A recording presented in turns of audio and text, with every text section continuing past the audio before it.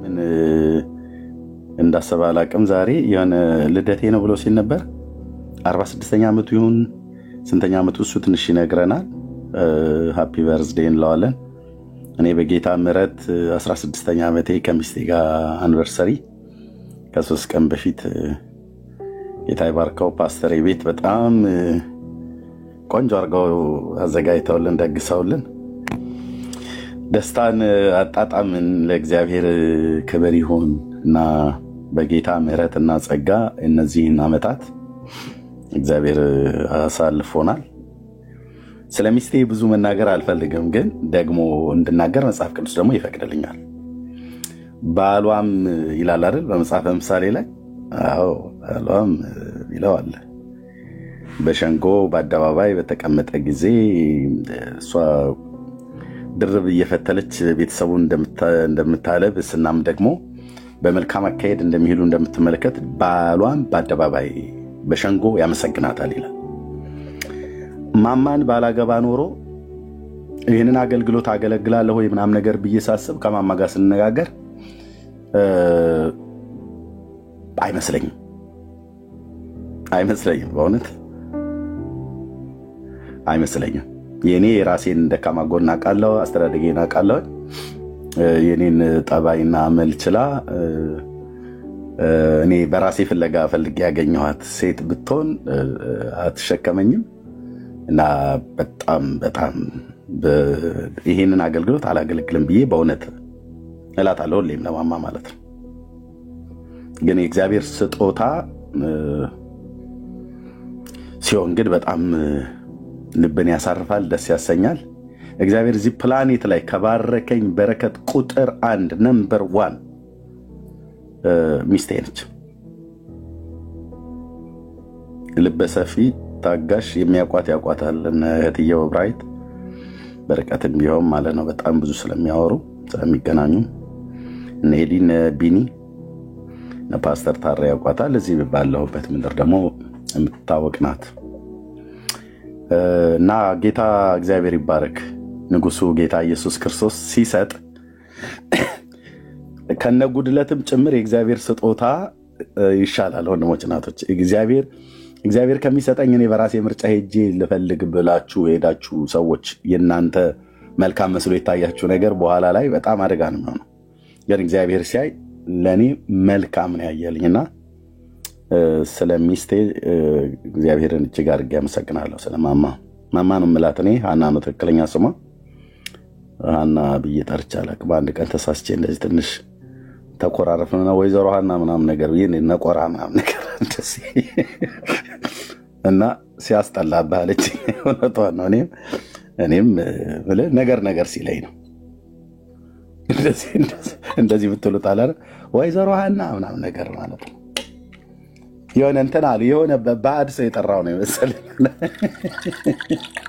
መባረር ፈልገህ ነው ከቤት ኤርሚያው ያንን ያልከው? አንቀዥቅዦኝ ነበር፣ ግን እኔ ወዲያውኑ መለስ ብዬ አስተካክየዋለሁ። እንደዚህ እኮ ነው ባልና ሚስት ሲጣሉ በሙሉ ስሙ ትጠራዋለች እስከ አያቱ ድረስ ማለት ነው። አቶ በላቸው አየለ ገመቹ ምናምን ነገር በላ ማለት ነው። አሁን ያኔ ሀገራዊ ጦርነት ይነሳል። እኔም እንደዛ ነገር እዛ ድረስ አልሄድኩም። ኤኒዌይ ግን በቃ ትዳር መልካም ነው ወንድሞች እናቶች፣ መልካም ነው። እግዚአብሔር ሰው ብቻውን ይሆን ዘንድ መልካም አይደለም ብሎ እንዳለ እውነት መልካም አይደለም። ወንዶች ያለ እህቶች እውነት ልንገርህ ህይወት ሲኦል ነው የሚሆንብህ። እኔ ብቻዬን እኖራለሁ ምናምን ነገር እያልክ ግርግዳ እየደበደብክ ምንድነው ያለ ሴት አልኖርም እንደ ምናምን ነገር ብለህ የምትለው ወንድሜ አረጋጋው። እውነቴን ነው የምልህ አረጋጋው። ተረጋጋ ወንድማችን ማለት ነው። ወንድማችን እና በቃ ህይወት እንውረድ አወረዱ። እንደውም አሁን እናንተ ይሄን ላጥናት ምናገር በጣም ወይ ሆድ እንዲበሳችሁ ወይ እንድትበሳችሁ ማለት ነው።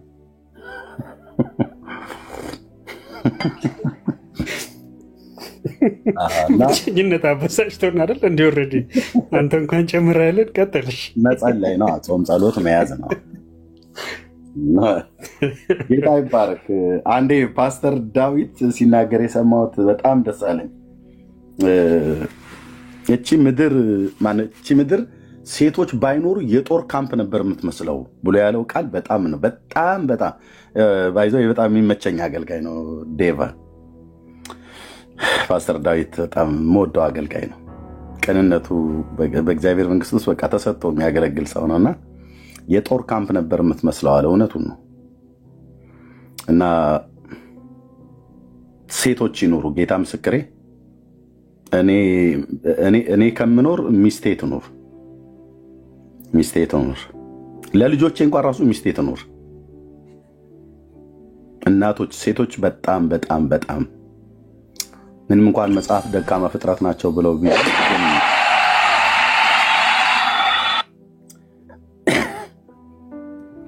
እና ጌታ ይባረክ። እንደዚህ ብያፌ ሞልቼ ላላገባችሁ እመርቃችኋለሁ። የሰራዊት ጌታ እግዚአብሔር እንደኔ አይነት የተባረከችን ሚስት ይስጣችሁ። በቃ እንደ ባህር ስፋት የልብ ሰፊነትን የሰጠ ትዕግስትን የሰጠ ማለት ነው። ማን ከማን ጋር እንደሚያገናኝ ያውቃል እግዚአብሔር። እኔም ያኔ የነገርኳችሁ በእንባ በእግዚአብሔር ፊት ጸልያለሁኝ። በእንባ ማለት በስርዓት እንባ አውጥቼ ማለት ነው። ሲያስጠላ ምናምን ነገር ብለው ያሉኝ ጓደኞቼ ሁሉ አሉ። በስርዓት እንባ አውጥቼ ማለት አልቅሼ ማለት ነው። አሁን በዚህ ፍተሻ ብፈትሽ ማንም አሁን እነ ቤካ እነ ቢኒ ምናምን ነገር እነ ቤኪ ከላይ እንግዲህ አይ ነገር አልፈልግም። አሁን ግን ጸልዩ ነው ለማለት የፈለኩት። እናንተም ይሁን ሌሎቻችሁ በስርዓት እንባ አውጥቼ ጌታዬ ሆይ ነው ያልኩት። እንደውም ሁሌ የምናገራችሁ አንድ ወንድም አለ። ላልጠፋ ሴት ደግሞ ታለቅሳለህ አለኝ። አሁን ምን ይሁንልኝ ብለህ ነው ደግሞ የምታለቅሰው? ልካየ በዓለም ሳለን ወላድ በድባቧ ትሂድ ምናምን ነገር ብለው የሚሉ እናቶች አሉ። ይሄ እንደዚህ አይነት ፎቃቃ የሆነ ምሳሌ ነው። አይመቸኝም። ወላድ በድባቡ ይሂድ አንቺ በሱ ቆርበሻል እንዴ ብለው ይላሉ። አይ ምን ማለታቸው ነው? ፍቺውና አግቢው፣ ሌላ አግቢ ወይ ፍታትና ሌላ አግባ ብለው የሚሉ ማለት እንዴት ልብ ይሰብራል። በጌታ በኢየሱስ ስም ኮቨናንት ኪዳን ሲሰበር የኪዳን አምላክ እግዚአብሔር እንዴት እንደሚያዝን እና እኔ ግን ያንን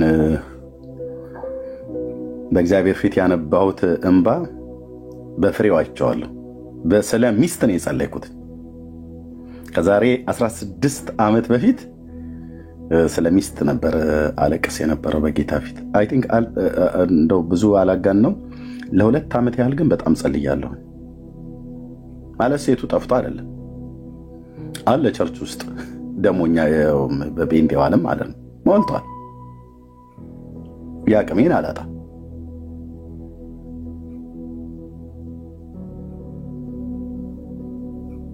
ግን ጌታ እዚህ የሚናገረኝ ነገር ስለነበር ሩጫዬ እንዳይገታ ጠብቀኝ እኔ ጌታ ብሎ የሚል አይ ቲንክ የቤቲ መዝሙር መሰለኝ ቤተልሔም ተዘራ ነው ወይስ የሃና ተክሌ እንደዚህ የሚል ግጥም ቤኪ ታስታውሳለህ አይደል? ሩጫዬ እንዳይገታ ጠብቀኝ እኔ ጌታ የማን ቤቲ ናት? ቤቲ ተዘራ እና ቴንክ ዩ ወንድምነት እና ሩጫችን እንዳይገታ ማለት ነው። በተለይ የምታገለግሉ ወንድሞችም ይሁን የማታገለግሉ ማናችሁም ማንም ትዳር ውስጥ የሚያገለግልና ማያገለግል አይባልምና ፕሊስ ያላገባችሁ ሰዎች በጌታ ፊት ጊዜ ወስዳችሁ አልቅሱ ማለት በስርዓት አልቅሱ በጌታ ፊት። በእንባ የዘራኸውን ነዶውን ታጭደዋለህ ማለት ነው። በጸሎት የተዘራ አትወድቅ። ጌታ ዝም ብሎ የሆነች ሴት ላይ አይጥልም። ጌታ ዝም ብሎ የሆነ ወንድ ላይ አይጥልሽ። እህቶችም ቢሆኑ አልቅሱ በእግዚአብሔር ፊት በእንባ ዝሩ ለማለት ነው። በእንባ ዝሩ ሲሪየስ ነገር ነው ይሄ። ከጓደኛ ጋር ተገናኝቶ ዝም ብሎ እንደመቀለድ እንደ አንቺ አታገኝ ተብሎ እንደሚታለፈው አይደለም ነው። በስርዓት ጸልዩ በእግዚአብሔር ፊት በጣም ጸልዩ። ኢቭን አግብታችሁ እንኳን ከገባችሁ በኋላ በትዳር ህይወት ውስጥ ስለሚደርስ ፈተና ስለመሸከም ስለመታገስ የሆነ ነገር በሚሆን ሰዓት ላይ የሆነ አሳሳቅሽ አስጠላይ ምናምን ነገር ብለህ ለመፍታት ምናምን ነገር የምትሄድበታል። ምንም ይሁን ምንም ፍቺ እንደ አማራጭ አድርገህ የምታቀርብበት አይደለም። እና በጌታን የምለምናችሁ እኔ በዚህ 16 ዓመት ውስጥ በእግዚአብሔር ምሕረትና በእግዚአብሔር ቸርነት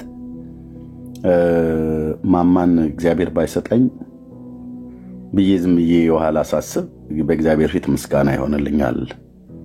የተባረከችን እኔ እንደውም ልበሰፊ አይደለሁም። እኔ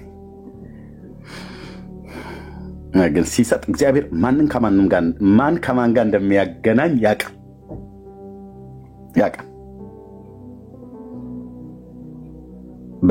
በእነዚህ ዓመታቶች ውስጥ እናንተ ምስክሮች ናችሁ። 6 ዓመት ሙሉ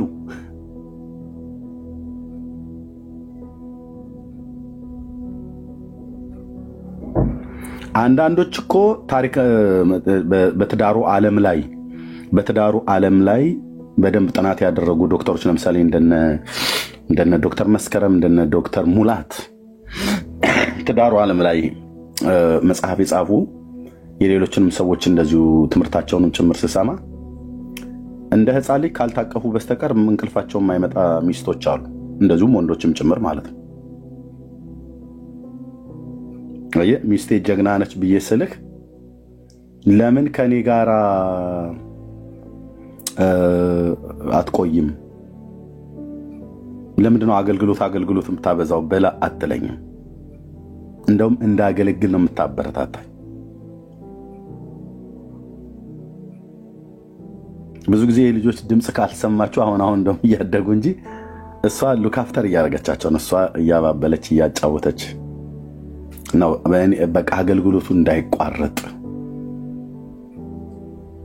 እና በቃ ተሰጣ አገልግል ብላ የምትል ሚስት ማለት ነው። ሚስቴ በቃ ጀግና ናት በእውነት። ምን ነበር የጸለይሽው ብዬ ስጠይቃት ያኔ ሙሉ ጊዜውን ሰጥቶ አንተን የሚያገለግል የቃል አገልጋይ የሆነ ሰው ነበር ስጠኝ ብዬ ስጸልይ የነበረው ብላለችና እሷም እዚህ የምትጸልየው እንደዛ እያለች ነው። እኔ ደግሞ አንተን የምፈራህ የሰጠኸኝን አገልግሎት ደግሞ ተረርታ በመንግስቱ ሳገለግል እንዳገለግል የምትፈቅድ እንዲህ አይነትን ሴት ነው ጌታ ሆይ ስጠኝ ብያልኩት እንጂ ስንት ሴት ነው ያለው አዲስ አበባ ከተማ ውስጥ? ስንት ሴት ነው እኛ ጋር ጉባኤ እግዚአብሔር አሰምብል ቸርች የነበረው? ከፈለክ የሊባኖስ ዝግባ መካከለኛ እንደ ዘኪዮስ አጫጭሮች ሚዲየም ምናምን ነገር እያልክ እኮ በጣም ልታማርጥበት ብቻል። ግን እንደዛ አይሆንም። ቸርች ውስጥ ያሉ ሁሉ ሴቶች ሚስት ይሆናሉ ብለህ ካልክ በጣም ተታልሃል። ቸርች ውስጥ ላይ ያለ ወንድ ባል ይሆናል ብላችሁ ካላችሁ ጌታ እግዚአብሔር እንዲሰጣችሁ ጸልዩ። በጣም ይሄንን እንደተሞክሮ ነግራለሁኝ። ኦኬ እና እግዚአብሔር ይባረክ። ከዚህም በኋላ በጌታ ምሕረትና ጸጋ የምንኖርበት ነው። ያላገባችሁ አግቡ። እንድታገቡ ከፈለጋችሁ በመጀመሪያ በጌታ ፊት ጸልዩ። በእንባ ጸልዩ። በእንባ ማለት በእንባ ያልዘራኸውን አታጭድ፣ ያልዘራሽውን አታጭጅ። አንቺውን ዝም ብላ ጢማሞ እንዲሆን እንጂ ምንም ችግር የለውም ብሎ በሚል በኋላ እናቴ ጢማሞ ወንድ ብቻ ሳይሆን ጥፍራም ይሆንብሻል ማለት ነው። በኋላ የሚቧጭርሽ እኛ ስለማታቂ እንጂ በዞሮቼ እኔ ግስላኔ ምናምን ነገር ብሎ ይልሻል። ግስላ ምንድን ነው ማለት? ወንዶችም አሉ አይደል እንደዚህ ምናምን ነገር የሚያዩበት አለ።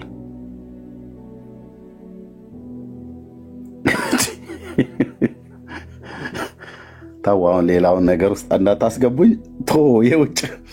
የውጭው መስፈርት ነውና ጌታ ሆይ እኔ ያስታውሳለሁ በጣም ጌታ ሆይ በቃ የእውነት የመጥ ያህል ነው የጮኩት እንጂ አንዷ እንደዚሁ እንደኔ አይነት ባላገር ይዤ መግባት አያቅተኝም ነበር እኮ ከቸርች። አሞራው በሰማይ ሳይዋላ አይባልልኝም፣ ግን በጴንጤው የሚባልልኝ ይባላል። በቃ ይዤ እገባለሁ ማለት ጌታን ሳልጠይቅ። እና ያ ከዛ በኋላ የፍልስጤም እና የእስራኤል ጦርነት አይነት ነው የሚሆነው ማለት ነው። እንፈራረማለን፣ እንታረቃለን፣ ከዛ እንጣላለን፣ እንፈራረማለን።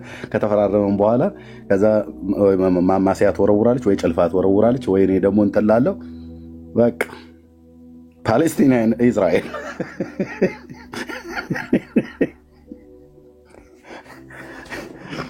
እና ከወርዋሮም ከምንም ያድናለው የምል በቃ የምትታገስ ተናግረናል ብላለች እብዷ። ነግሬያለሁ ወንድሞቼ እናቶቼ ነግሬያለሁ። አንዱ ምክሬ ነው። ሁለተኛ ተኙ፣ እንቅልፍ ማለት ነው። እንቅልፋችሁ ሲመጣ ተኙ ለማለት ነው። አሁን ለቤካዬ ልስጠውና ምንድነው የተወለድኩበት ምናምን ነገር ብሎ ስላለ ብዙም አልሰማሁትም። ሳየው እንዲተኛ ብዬ አልገባሁም እዛ ሰዓቱንም ሳየው ትክክል ስላይደለ ማለት ነው። እሱ ጋር መሽቷል። እናም ደግሞ አርስቱንም በደንብ አላየሁትም። ለቤካ ልስጠውና እንቀጥል። እርግጠኛ ነኝ ግን ያገባሁበት ብሎ እንደማይል ተስፋ አደርጋለሁ። ገና ወንደላጤ እንደሆነ ነው የማውቀው። ያው እግረ መንገዴን ማስታወቂያ እየሰራሁ ነው ለማለት ነው። በጌታ ገና 14 ዓመቱ ነው። ገና በጌታ 14 ዓመቱ ነው። 18 አልሞላውም። ቢናዬ ኤርማያ እኮ እንትን ማስታወቂያ ሰምታችኋል አላችሁ፣ ሰምታችኋል የሰማችሁ። ለማንኛውም ያ ዛሬ ኤርሚዬ በጌታ የሆንኩበት ቀን ነው ማለት በህይወቴ የማልጸጸትበትን ትክክለኛውን ውሳኔ የወሰንኩበት ከድቅድቅ ጨለማ ወደሚደነቅ ብርሃን የመጣሁበት ከዘላለም ሞት ወደ ዘላለም ህይወት የተሻገርኩበት የእርሱን በጎነት እንድናገር የንጉሥ ካህን የተመረጠ የእርሱ ወገን የሆንኩበት ቀን ነውና ያ ዳግም የተወለድኩበት ነው። አጭር ጌታ ይባረክ ወንድምነት። እንኳንም ዳግም ተወለድክ ወንድማችን። በጣም እውነት ነው። እኔ አንድ ቀን እንትን ብየው እንደዚህ ሴሌብሬት አድርጌው አላውቅም። ዝም ብዬ ጌታ ሆይ እጅግ አድርጌ አመሰግንሃለሁ ብዬ እለዋለሁ እንጂ እንደዚህ ፐብሊክ አይደለም። ዝም ብዬ በኖርማል ነው የምናገረው። እንደው መከበርስ ካለበት በስጋም ልደት የተወለድንበትን ወደዚህ ዓለም የተቀላቀልንበትን እንደዚሁም ደግሞ ዳግም ደግሞ ከማይጠፋው ዘር የተወለድንበት ማለት ነው። በጌታ የሆንባቸውን ዘመናት ቤኪያን 14 ዓመት ማለት ነው። የዛሬ 14 ዓመት ነው። ከዛሬ 14 ዓመት በፊት ወደኋላ ብትሄዱ በቃ ቆንጅዬ ያለ እውቀት የሆነ ሃይማኖተኛ ቀናኢ እንዴት ሊያደርገው እንደሚችል ዝም ብላችሁ ገምቱ። ቤካንም እኔንም ሁላችንም ማለት ነው። በጌታ ሳኑን በፊት የነበርንባቸው ዘመናት እና እንኳንም ተወለድክ በዳግም ልደት። እንኳንም የእግዚአብሔር ምሕረትና ቸርነት አገኘ ቤኪዬ። ቴንኪው። ሁላችን እንደውም ይሄን ነው ሴሌብሬት ልናደርግ የሚገባው እና ወንድምነት ያኛውን እኮ የትኛውም ፍጥረታዊ የሆነ ሰው የሚያከብር እንትን ነው በዚህ ነውና ውጪ ሲያሲ ከበር ታውቃለህ። ፍጥረታዊ ሰው የተለያየ ነገር ለምሳሌ በመደገስ በመጠጣት በመስከር ምናምን ብቻ ሴሌብሬት አድርጎ ያልፋል። ምንም አይደለም እሱ ነገር ግን ከምንም በላይ ይገባል። የመጨረሻውን የህይወታችን ዕጣ ፈንታ የወሰንበት ቀን ነው። ከምንም በላይ ልናከብር የሚገባ ብዬ ማሰብ የዘላለም ህይወት ወይም ሞት በህይወት እስካለ ድረስ ስለሆነ ገባህ የመጨረሻውን ዕጣ ፈንታ የምትወሰንበት ለእኔ በጣም ሁሉ ጊዜ ነው የማከብረው። ስፔሻሊ በጣም ደስ ብሎኝ ነው የማከብረው። በጣም ከምወደው ቀን አንዱ ይህን ቀን ብቻ ነውና በዚህ ቀን አትርፌበታለሁ። ኤርሚዬ የመጀመሪያው ከቤታችን በጌታ እንኮት እኔ የመጀመሪያ ልክ በጌታ ሲሆን አባቴ ነው የላቀች ምድጃ ምናምን ነገር ሞከረ የመፍለጥ ምናምን ነገር ማለት ነው። ከዛ በኋላ ግን አባቴን ማረኩት። አባቴን በጌታ ነው፣ እህቴም በጌታ ሆና ነው ወደ ጌታ ሄደችው። እህቶቼ ወንድሞቼ ሁሉም በጌታ ነው የሆኑትና እግዚአብሔር ይመስገን። ገና ደግሞ ብዙ ትውልድ ወደ እግዚአብሔር መንግስት እንዲመጡ እንወርሳቸዋለን አምናለሁ። የጌታም ጸጋ ያዳራል። ተባረኩ። በጣም ነው የምወዳችሁ። እንኳንም ተወለድኩኝ፣ እንኳንም ተወለዳችሁ። ተባረክ ወንድምነት፣ ጸጋ ይብዛልህ። በጣም ደስ ያቺ የዳንባትን ቀን አስታውሳታለን አይደል? ወደ ጌታ የመጣንባት ቀን እና ለጌታ ክብር ይሁን።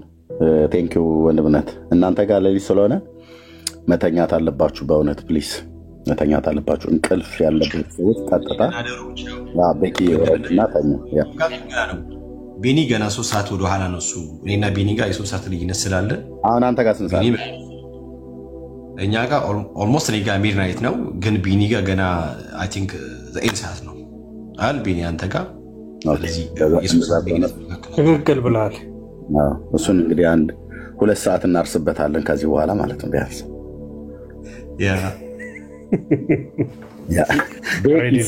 ቤኪ ስንት ሰዓት ነው አንተ ጋር ቤኪ? ያው ከቤካ ጋር አንድ ነን ሰዓታችን። አንተም ተሰናበትና ተኝ። የቢኒ እንጂ የኛ አንድ ነው። ደግሞ ስራ አላችሁ? ያ ኦልሞስት ሚድናይት። እኔማ ጨርሼ ነው እንትን አልኩት። በጊዜ ነበር የተኛው። ኦኬ ትንሽ ቆያለሁ ለማለት ፈልጌ ነው። ሰሞኑ ያው በዚህ በትዳር ዙሪያ ብዙ ወንድሞች ምክር እየሰጡ ነው። ትላንትም እንዳልክ እየባረከን ነበር በዚህ ጉዳይ። እርሚ እናመሰግናለን። ቢኒ አሁን ሰምተሃል ብዬ አስባለሁ። የላጤ ባርኮት እንኳን ተወው፣ ዝም ብሎ ነው ላጤ ሆኖ ወንደ ላጤ ሲባርክ እሱ ራሱ እንዳልክ ነው እንደዛ የባረከ። ማነው ባራኪ ያደረገ? የላጤን ባርኮት በትዳር ዙሪያ ከሐሰት ትምህርት ላይ ይቻላል ይሆናል። ቀጥተኛ ስህተት ትምህርት እኮ ነው። ላጤ ሲባርክ ይታይ ባዶ እጁን ሆኖ እንደኔ ይስጣችሁ ብሎ ሲል ማለት ነው። ምን እንደሚሰጥ አሜን እንዳትሉ እሺ። ምንም አያመጣም እንዳልክም ንገሩት። ምንም የሚያመጣው ነገር የለም።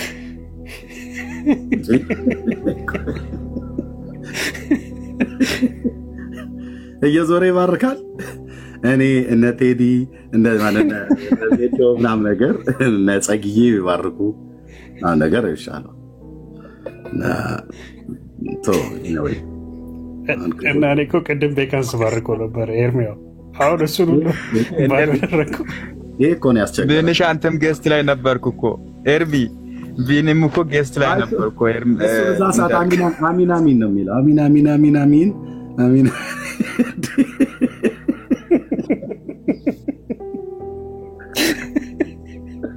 ብያለሁ። ጌታ ይመስገን። የላጤ ባራኪ ደግሞ ስለ ትዳር ላጤ ሲባርክ እስቲ ወገኖቼ አንዴ ልባርካችሁ ነው ምናምን ብሎ ሲቆም እሱ ራሱ ብዙ ባርኮ ያስፈልጋል። ብዙ የፓስተሮች ቃል፣ ብዙ ያገቡ ሰዎች የምስራቁም የምዕራቡም የሰሜኑም የደቡብም ምርቃት አርፎበት እንዲያገባ ጾም ጸሎት ነው መያዝ ያለብን። እንትና አትበሉ። ምንድነው አሁን በኦርቶዶክስ ቤተክርስቲያን ቄስ ባለበት ዲያቆን ጸበል አይረጭም። በሌለበት ምናልባት እንዳሻው ሊያደርግ ይችላል። ውሃ መርጨት ምን ይከብደኛል ብሎ ማለት ነው። እና ለላጤ ምርቃት አሜን አትበሉ ለማለት ኤርሚ እንዴት ነው? ደህና ነኝ። ተደብቆ እየሰማ ነው። በቃ መልስ ጠብቅ ኤርሚ። ከሱ አስደናቂ ነገር ነው ያነሳው። እየሰማሁ ነው ከቅድም ጀምሮ። ፓስተር እንዴት ነህ? እንወዳለን፣ በጣም እንወዳችኋለን። ሁላችሁም የተባረካችሁ ናችሁ። አሜን። ጁምባዴ የሆነ ሰው የሚለውም በጣም የሚያስቅ ነገር ነው። ግን ይሄ ተቋም ብዙ ጸሎት የሚፈልግ በጣም ብዙ ጸሎት የሚፈልግ ነው። ስፔሻሊ አገልጋይ የሆናችሁ ኤርሚ እንዳለው አገልጋይ የሆነ ሰው ከሱ የምትገለገሉ ሰዎች ሁሉ ለትዳሩ ለቤቱ ብትጸልዩ ብትረዱት ከተቀበለው ነገር አንፃር አንዳንድ ጊዜ ተራራ ላይ ያየውን ነገር ያየው ነው የሚያውቀው። ሲወርድ ታች እንዲህ ያየሁት ብትል እነሱ ካንተ ነው የሚሰሙትና አሸወይና ብቻ አይደለም ብዙ ነገር አለው እና በብዙ ጸሎት እቺን ብቻ ነው ብሎ በብዙ ጸሎት የአገልጋይን ትዳር በብዙ ጸሎት አግዙ። ጌታ ኢየሱስ ይባርካችሁ። Thank you ፓስተር ተባረክ። ጸጊ ከአንቺ እንጀምር። ወደ ላይ ለገባችሁት ጊዜ ልስጥ። ተባረኩ። እሺ ኤርሚዬ፣ እኔ እኮ ተኙ ስትል ልተኛ ነበረ፣ ግን አንቨርሰሪ ስሰማ ደግሞ ወይ ሀንዬን ሳልባርካት እንኳን በፍጹም አልተኛም ብዬ ነው። በእውነት እንኳን አደረሳችሁ። አሜን። ስለረሳህ ግን በሀንዬ ፋንታ እኔ እቀጣሃለሁ ኤርሚዬ፣ እያስታወሰች ስለረሳ 3 ቀን አልኩ። በሳምንቱ 3 ቀን እንቅልፍ አለመተኛት የሚያመጣውን ዳሜጅ ያወቅኩትኝ በዚህ ዛሬ ሰኞ ነው እኛ ጋር ኦልሬዲ በባለፈው ዊክ ላይ ማለት ነው። ኦኬ ዓርብ ዕለት ነበር አንዬ አንቺ ጀግና ሴት አሁን የለችም። ጀግና ሴት በልልኝ ግን እንኳን አደረሰሽ በልልኝ ኤርሚዬ። ቤካዬ ሄዷል፣ ጽፍለታለሁ፣ አይቼዋለሁኝ። ሰላም ብያችኋለሁ ሁላችሁንም፣ ላይም ያላችሁ ታችም ያላችሁ። ምክር የሚሰጣችሁም በደንብ አርጋችሁ አዳምጡ። ያላገባችሁ አግቡ። ከማግባታችሁ በፊት ጸልዩ፣ በደንብ ጸልዩ። ኤርሚዬ እንዳለው በደንብ ጸልዩ። ኢትስ ኖት አ ጆክ እኔ ኤርሚዬ ለልጆቼ በጣም ጸልያለሁ። በጣም ስፔሻሊ ለሴቶቼ በጣም ጸልያለሁ። ለምን አናቅምኛ እኔ አሁን በጌታ በጣም ልጅ ሆኜ ነው ያገባሁትና በጣም መጸለይ የነበረበት ለካ መጸለይ የነበረበት እላለሁኝ ሁሉ ቀን እና አጥብቃችሁ ጸልዩ። ኢትስ ኖት አ ጆክ እና ተባረኩልኝ። በጣም ነው የምወዳችሁ። እታች ሆኜ 2 አካውንት ብሎክ አድርጌያለሁ ኤርሚዬ። 0 ፎሎወር እና አንድ ፎሎወር እና 0 ፎሎወር ይዛችሁ መጣችሁ የምትሳደቡ ስማችሁን ቀይራችሁ የምትመጡ ሰዎች እረፉ። ብሎክ ብቻ ነው ማረጋችሁ። እኔ ፎሎ አይቼ 0 ከሆነ ኤርሚዬ ስልጣን በእጅሽ ላይ ነው። ዞር ብዬ አልነካሁም። ሁላችሁም ስልጣን ያላችሁ ሰዎች ሁላችሁም እጃችሁ ላይ ነው ስልጣን። እና ተባረኩልኝ አለሁ እስከምተኛ ድረስ ታችሁኝ ትንሽ አገለግላለሁ። እሺ ተባረኩ። እኔም ሰላም ልበል ብዬ ነው የገባሁት። ተባረኩልኝ ፓስተርዬ። ቴንክ ዩ ተባረክ። እሺ አጋይ ብዛለህ። እሺ እህትዬው ቴንክ ዩ። ኦኬ ዮናስ ሰላም ለእናንተ ይሁን። ኤርሚ በጣም ወዳችኋለሁ። እግዚአብሔር ይባርካችሁ። እንኳን ደግሞ እግዚአብሔር ለዚህ ለአንቨርሰሪ አደረሰ። እግዚአብሔር ይመስገን። ከነ ቤተሰብ እግዚአብሔር ይባርክ። አሜን። ምንም አይደለም። ያው ብዙ ቢዚ ስለሆንክ በአገልግሎት ላይ ስለሆንክ ነው። አንዱ እሱ ነው። እውነት ነው። እንቅልፍ በሚጎልበት ሰውነት በጣም ይደክማል። ብዙ ሀሳቦች ይበተናሉ። ድካሜ ይሰማል። እንቅልፍ ደግሞ እንትን ነው። ዛሬ እንቅልፍ ቤት ታጣ ነገ ብትተኛ እንኳን የዛሬ ያጣው ለሌላ ጊዜ ይጠራቀማል። እንደ ብድር ሆኖ ቁጭ ይላል ማለት ነው። ውስጥ ይቀመጣልና ያ እስከሚወጣ ድረስ ራሱ ሰውነት ረፍት አያገኝምና ብዙ ነገር አንስታል። ስለ ጤንነት፣ ስለ ትዳር። እኔ በትዳር 22 ዓመቴ ነው። 2 ልጆች ነው ያሉን። ጌታ ይባረክ። እግዚአብሔር ድሮ በጣም እጸልያለሁ። በአዲስ ዓመት ላይ እንደ አጀንዳ አድርጌ ነበር የሚጽፈው በዚህ ዘመን እግዚአብሔር ሊያደርግልኝ የሚገባው ብዬ እንደዛ ነበር የሚጸለው። እና እነ ቢኒ እንግዲህ በቀራችሁ ጊዜ ተንበርከካችሁ መጸለይ እንዳለባችሁ ነው። ያላገባችሁ ቢኒ፣ ቤኪ ነው አንዱ መጸለይ ያለባችሁ እናንተ መጠየቅ አለባችሁ። ዘዶ እንዳገባ ቃለው ልጅ ሲከፍት ልጅ ድምፅ እንደሚያሰማ ይታወቃል። እግዚአብሔር ይመስገን። ጌታ ይባርካችሁ። ቆንጆ የተባረከች ሚስት ሰጥቶታል። እንደዚህ በቃ እንደዚህ ነው እግዚአብሔር ሲሰጥ የእግዚአብሔር ስጦታ። እንደው ፍጹምነት ሙሉ በሙሉ የሆነ ነው ብለን ባንልም ሰው ገና ተሰርቶ ያላለቀ ትውልድ ስለሆነ ግን በቃ ጉድለትም ቢኖርበት ሰው ማነው እግዚአብሔር የሰጠው ስጦታ በቃ ልብን ያሳርፋል። እና ጌታ ይባረክ። የእግዚአብሔርን ፍቃድ ማስቀደም እጅግ መልካም ነው። ደግሜ ላለው እንዳትቀልዱ፣ በትዳር ላይ እንዳትቀልዱ። ሲሪየስ ጊዜ ወስዳችሁ በእግዚአብሔር ፊት አንብታችሁ ጸልዩ። እግዚአብሔር እንዲቀድም ማለት ነው። ምክንያቱም የህይወት ዘመን ጉዳይ ነው ትዳር። ኦኬ በቃ 16 ዓመት ኖርን ከዚህ በኋላ ምናምን ብለን የምንለው አይደለም። በምንም አይነት መልኩ የህይወት ዘመን ነው። የህይወት ዘመን በምድር ላይ እስከኖርን ድረስ ካገባናት ሚስት ካገባሽው ባል ጋራ ለመኖር ነው ኪዳን የገባ ነው እና የተጸለየ ጸሎት አንዳንዱ እስከሚገባ ድረስ ነው ወይ እስከምትገባ ድረስ ነው። ከገባች በኋላ አውሬ የምትሆን ሴት አለች። ካገባት በኋላ አውሬ ትሆንበታለች። አውሬ ወይ ደግሞ ካገባችሁ በኋላ አውሬ ይሆንባታል።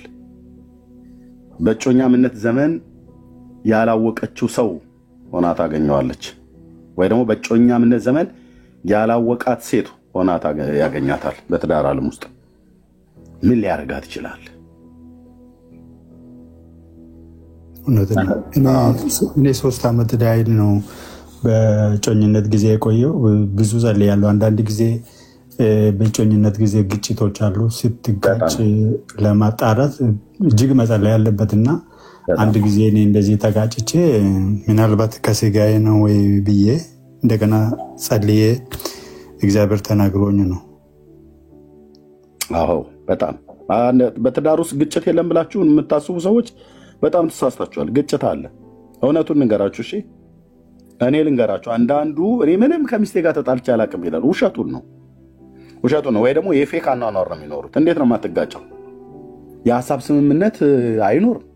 ተነጋግረ ወይ እሷ ሀሳብ ታመጣለች፣ በእሷ ሀሳብ ላይ ለመስማማት አንተም ደግሞ ሀሳብ ትሰጣለህ፣ ወይ በስምምነት ተመካክራችሁ ሁለቱ በአንድነት የሚሆን እንጂ በደንብ ነው ያለው ግጭት። በደንብ ነው ያለው ወንድሞች እናቶች፣ በጣም ነው ግጭት ያለው። ይኸው እኔ በአብርሃም አምላክ ፊት ቆሜ ልንገራችሁ፣ በደንብ ነው ግጭት ያለው። ግጭቶቹን ግን በምን አይነት መንገድ ነው የምናስወግደው? ኦኬ አለመስማማትም በምን አይነት መንገድ ነው የምናስወግደው ብሎ የሚለውን እሱን ሁሉ በዛ ግጭት ውስጥ ልበሰፊነትን ቶሎ እንደ ምርጫ እንደ አማራጭ ብሎ መፋታትን እንደ ምርጫ ማድረግ ይሄ ክርስቲያናዊነት ነው እንጂ ግጭት የለበትም ብለው የነገሯችሁ ሰዎች ተሳስተዋል። ግጭት አለበት። በደንብ ነው ያለበት። በደንብ ነው ያለበት። የአንቺ ሀሳብ ድል ነስቶ ላይወጣ ይችላል። አርፈሽ ተቀመጪ ብሎ ሊልሽ ይችላል። ወይ ደግሞ ሙሉ ሀሳብሽን ሊገዛ ይችላል።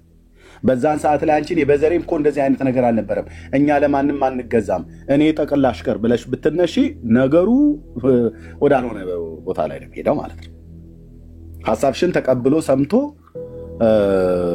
ሁለታችሁም ተነጋግራችሁ ተወያይታችሁ የሚጸድቀው ልታጸድቁ የምትጥሉትን ልትጥሉ ይችላላችሁ። አንዳንዴ ደግሞ እህቶች በጣም አርቆ ሀሳቢ ትሆኑና የእናንተ ሀሳብም ደግሞ በባላችሁ ላይ ድል ሊወጣ ይችላል። ያሁን አንዳንዴ ያመጣሁት ሀሳብ ቀሺም ታደርገዋለች በትክክል ማለት ነው። ካመጣሁ በኋላ ብያለሁ ብለው እንደሚሉት እንደ ቄሱ እንደዛ ካልኩ በኋላ ግን ቆይ ኤርሚ በዚህኛው መንገድ አይተዋል፣ ይሄ እኮ ማለት ይሄ ነው ምናምን ነገር ብላ ስትል ወዲያውኑ የኔን ሀሳብ በእውነተኛ እውቀት ገለባ ታደርገዋለች። እናስ ወደድኩም ጠላሁም የማማን ነው የምሰማው። አይኔን ማጉረጥረጥ 360 ዲግሪ ብያለሁ የሚባል ነገር የለም። እና የእሷም ሀሳብ ድል ነስቶ ይወጣል ማለት ነው። ይውጣ ታዲያ።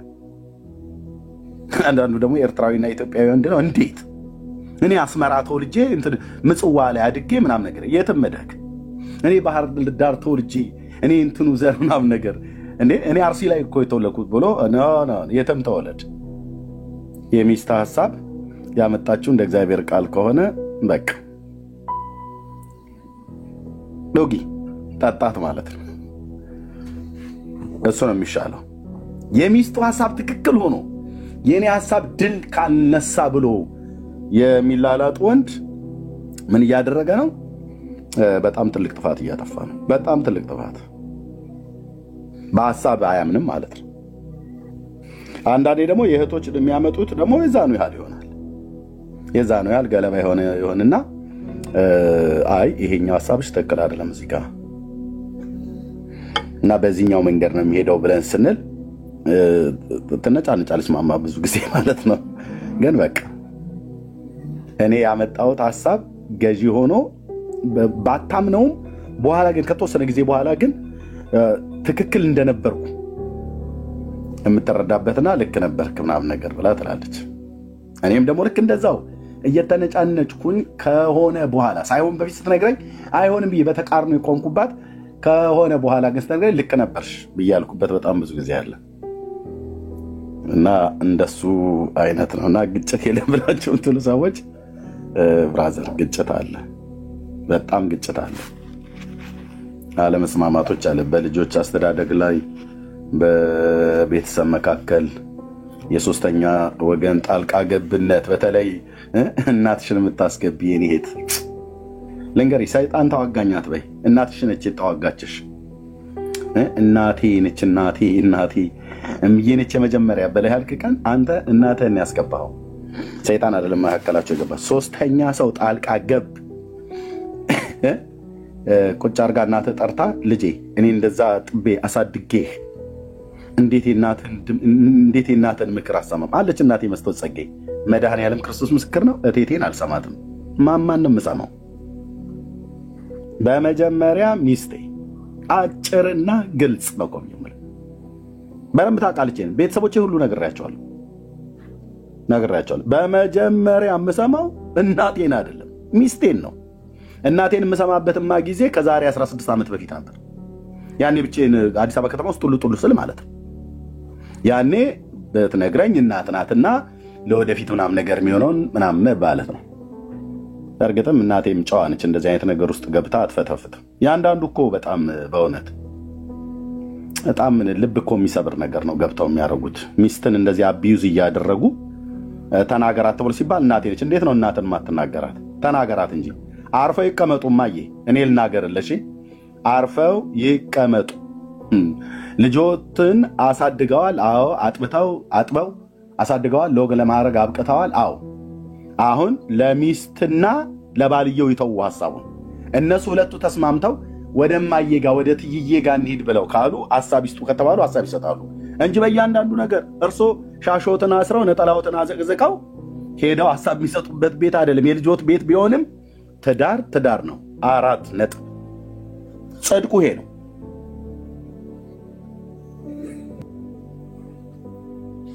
ለወንዶችም ንገራቸው አንዳንድ ጊዜ አልጨረስኩም። መቼ እንዴ? ቆይ በደንብ እህቶች ያጣጥሙት ብዬ ነው። አልጨረስኩም። አሁን የወንዶችማ ሲነሳ እያንዳንዱ ከገስት ላይ ሁሉ ሊስፈነጠሩ ይችላሉ ያሉም ማለት ነው። እናቶች ሄደው ገብተው በቃ በዛ ብለው የሚሉት ማለት ነው።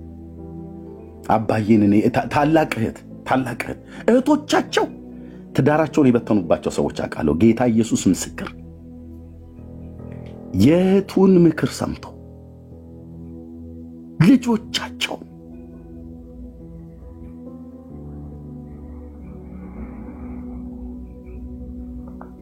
የትን ምክር ሰምታ አንተ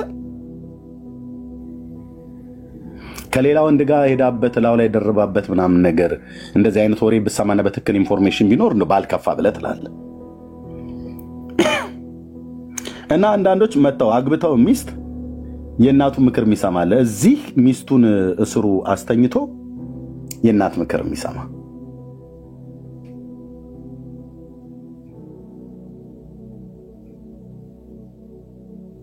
ነውር ነው። እደግመዋለሁ፣ ነውር ነው። አንተ ክርስቲያን አይደለም ብዬ ባልልም ውሎ የጠፋብህ ነውር ነው። የምትሄድበት መንገድ አምጥተህ ቤት ያስቀማጥካት ሴትዮ ወይ እህት ሚስት ማለት ነው። አሻንጉሊት አይደለችም። በአንተ እናት ምክር ልትመራት ትፈልጋለህ። በአንተ ምክር መራሃኝ ብሎ የሚለውን የእግዚአብሔርን ቃል ትተህ በአንተ እናት ምክር ልትመራት ትፈልጋለህ። በአንተ እናት ምክር ትዳርን ልትመራት ትፈልጋለህ።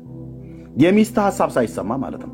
ግን የሚስትህም የአንተም ሐሳብ ተስማምቶ እማዬ ይምከሩን ከተሞክሮት ካለሁበት የህይወት ተሞክሮ ብለህ ብትል የሁለታችሁ ስምምነት ሆነው እናትን አምጥተው ቁጭ አድርገው ቢመክሯችሁ ለአንተም ለሷም ልካችሁ ቢነግሯችሁ ቢመክሯችሁ ቢገስጿችሁ ተገቢ ነው። ግን ሚስት ሳትሰማ አንተ ግን ሄደህ ለእናትህ በጎን ሹክ ብለህ አውርተህ ከዛ መጥተው እናትህ እቤት ውስጥ ሚስትህ ላይ ሲናገሩ ይሄ እኔ እውነቴን ነው የምልህ በጣም ነው የሚያበሳጨኝ። እኔ ህይወቴ ላይ አልደረሰም እንዲደርስም አልፈልግም። ግን እንደዚህ የሚያደርጉ ወንዶች በጣም ነው የሚያበሳጩት። በጣም እማዬ እኔ ምከሪልኝ ሚስትህን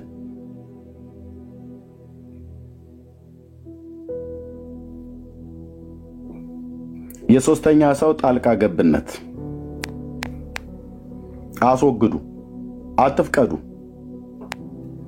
እናት ለምን አትሆንም? አትፍቀድ። እናትሽ ለምን አትሆንም? እንዳትፈቅጂ። የባልሽን ስሚ። የባልሽን በመጀመሪያ ከባልሽ ጋር ተስማሚ። የአንቺ እናት መጥታ ልምከረው ብላ ካለች በአንቺ እናት ምክር አይደለም ባልሽን የምትመሪው። ባል የቤት ራስ ነው። የቤት ራስ ደግሞ ከሱ በላይ ያለው እግዚአብሔር ነው፣ የመጽሐፍ ቅዱሱ ማለት ነው። አሁን ምን እንደሚያደርጉት አንዳንድ እህቶች ካገቡ በኋላ እህቶችም ባሎቻቸውን ያስገቡና ከዛ እማዬ እኔን ቆንጥጠሽ እንዳሳደግሽኝ ይህንንም ባሌን ቆንጥጨው አይነት ነገር እሷን በእጇን የቆነጠጠችው ባሏን ደግሞ በነገር እንድትቆነጥጠው የምትፈልጋለች እና አምጥታ ባሌን ምከሪልኝ እትይዬ እቴትዬ ምከሪው ዝከሪው ምከሪው ብላ ትላለች። እንዴ እትዬ እሱን ታናሽ ወንድምሽን ነው ማለት ያለብሽ። ቦርደር ማለፍ ይባላል።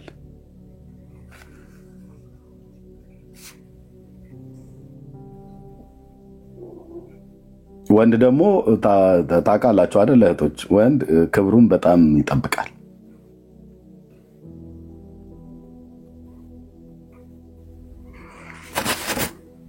እና እንደዛ የምታረጉም ወንድሞችና እህቶች ለወንድሞችም ለእህቶችም ቢቴከር ተጠንቀቁ። ጠይቄ አላቅም። ይኸው በሕያው ጌታ በእግዚአብሔር ፊት በዚህ 16 ዓመት ውስጥ የኤልያስ አምላክ እግዚአብሔር ምስክሬ ነው። እናቴን ደውዬ ቴቴ እንዴት ላድርገው ትዳሬን ምንድነው ልትመክሪያት የምችው ምንድነው ልትመክሪኝ የምችው ብዬ አንድ ቀን ጠይቄያት አላቅም። አባቴን በሕይወት እስከሚያልፍበት ጊዜ ድረስ ወንድሞችና እህቶች አሉኝ። አንድ ቀን ጠይቄያቸውም አላቅም።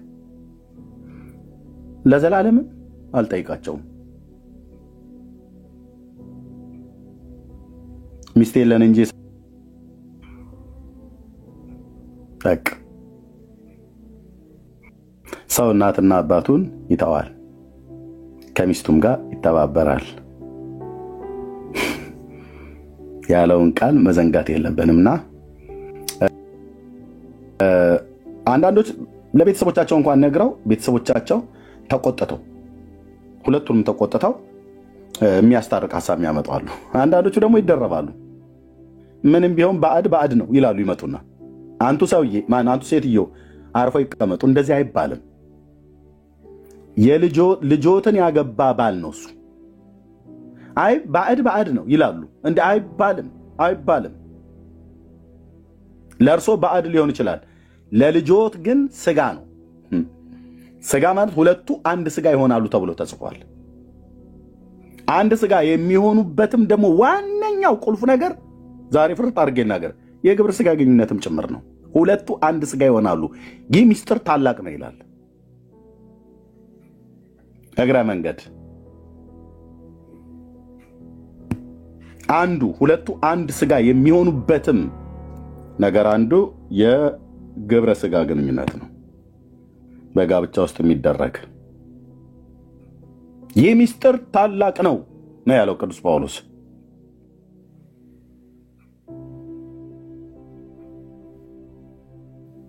አንዳንዱ ሄደው እናቷን ሁሉ ጭምር ጠይቀዋለች፣ በሳምንት ስንት ቀን ልስጠው ምናምን ነገር ብሎ የሚል ማለት ነው። እንዲህ አይነት ምክር ሊጠይቁ ምን ሆነሽ ነው? አይ እንደዚህ ያስቸግረኛል። ታዲያ ሄዶ ለእናት ነው የሚነገረው?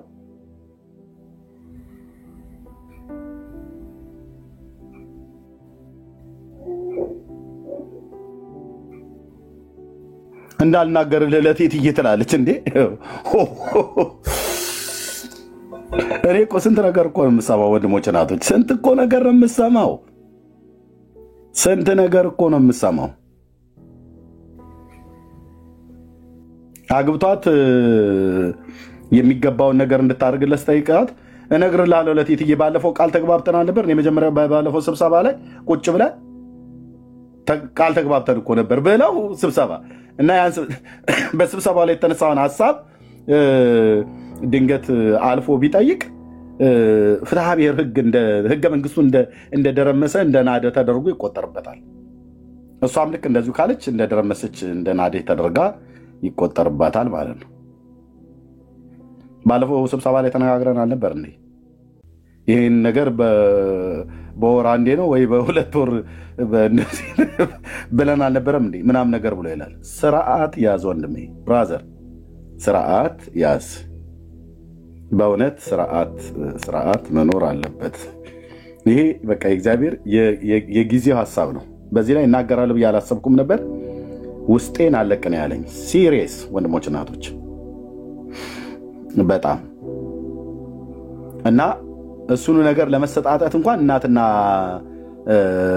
እናትህንና እናትሽን የምትጠይቁበትና እናትዎት ግሪን ካርድ ስታሳይ ልትሰጪው፣ ቀይ ካርድ ካሳይ ልትከለኪ፣ ወንዱም ልክ እንደዚሁ ማለት ነው። እናት ስትፈቅድልህ ግሪን ካርድ ከሆነ ልትሰጥ፣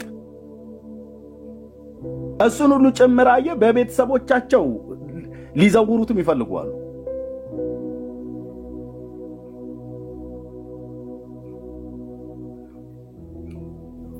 የቱን ነገር ነው ያልሽው? መዝገበ ቃላት ላይ ማንሽ እህትዬ፣ እኔን ተይ በነገር እንትናት ወደ የቱን ነገር ትላለች? አሁን ነገር ፈልገሽ ነው። ለእኛም ገልጽ አልሆነም። ለነገሩ ግን አንድ ነገር ልናገር፣ 2 ደቂቃ ይፈቀድልኛል? ላጤ ዛሬ የሚናገርበት ቀን አይደለም። ሚዩት አድርግ።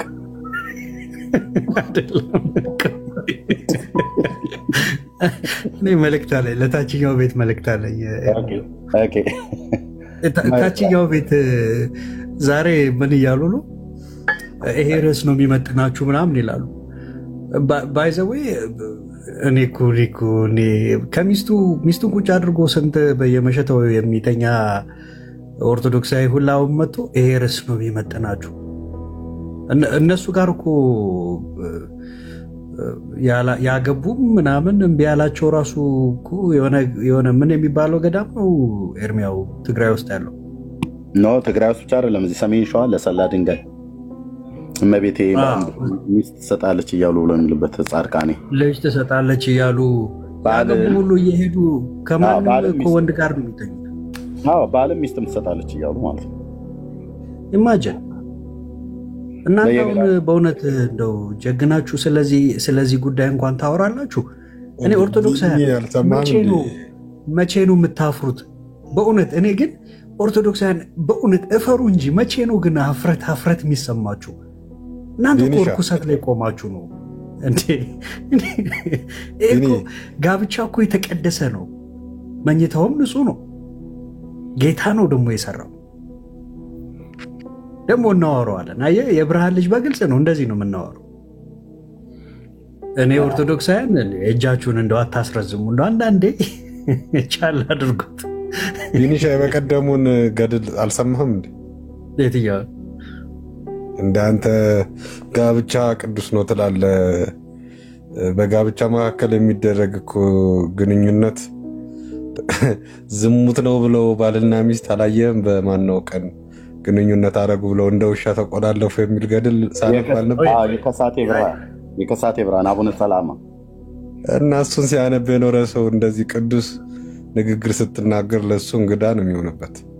እዛ ነው ተክሊም አላገባም ብለዋል። ያው ሰውየው ቀምሷል፣ ግን አልቀመሰም ምናምን ብለዋል።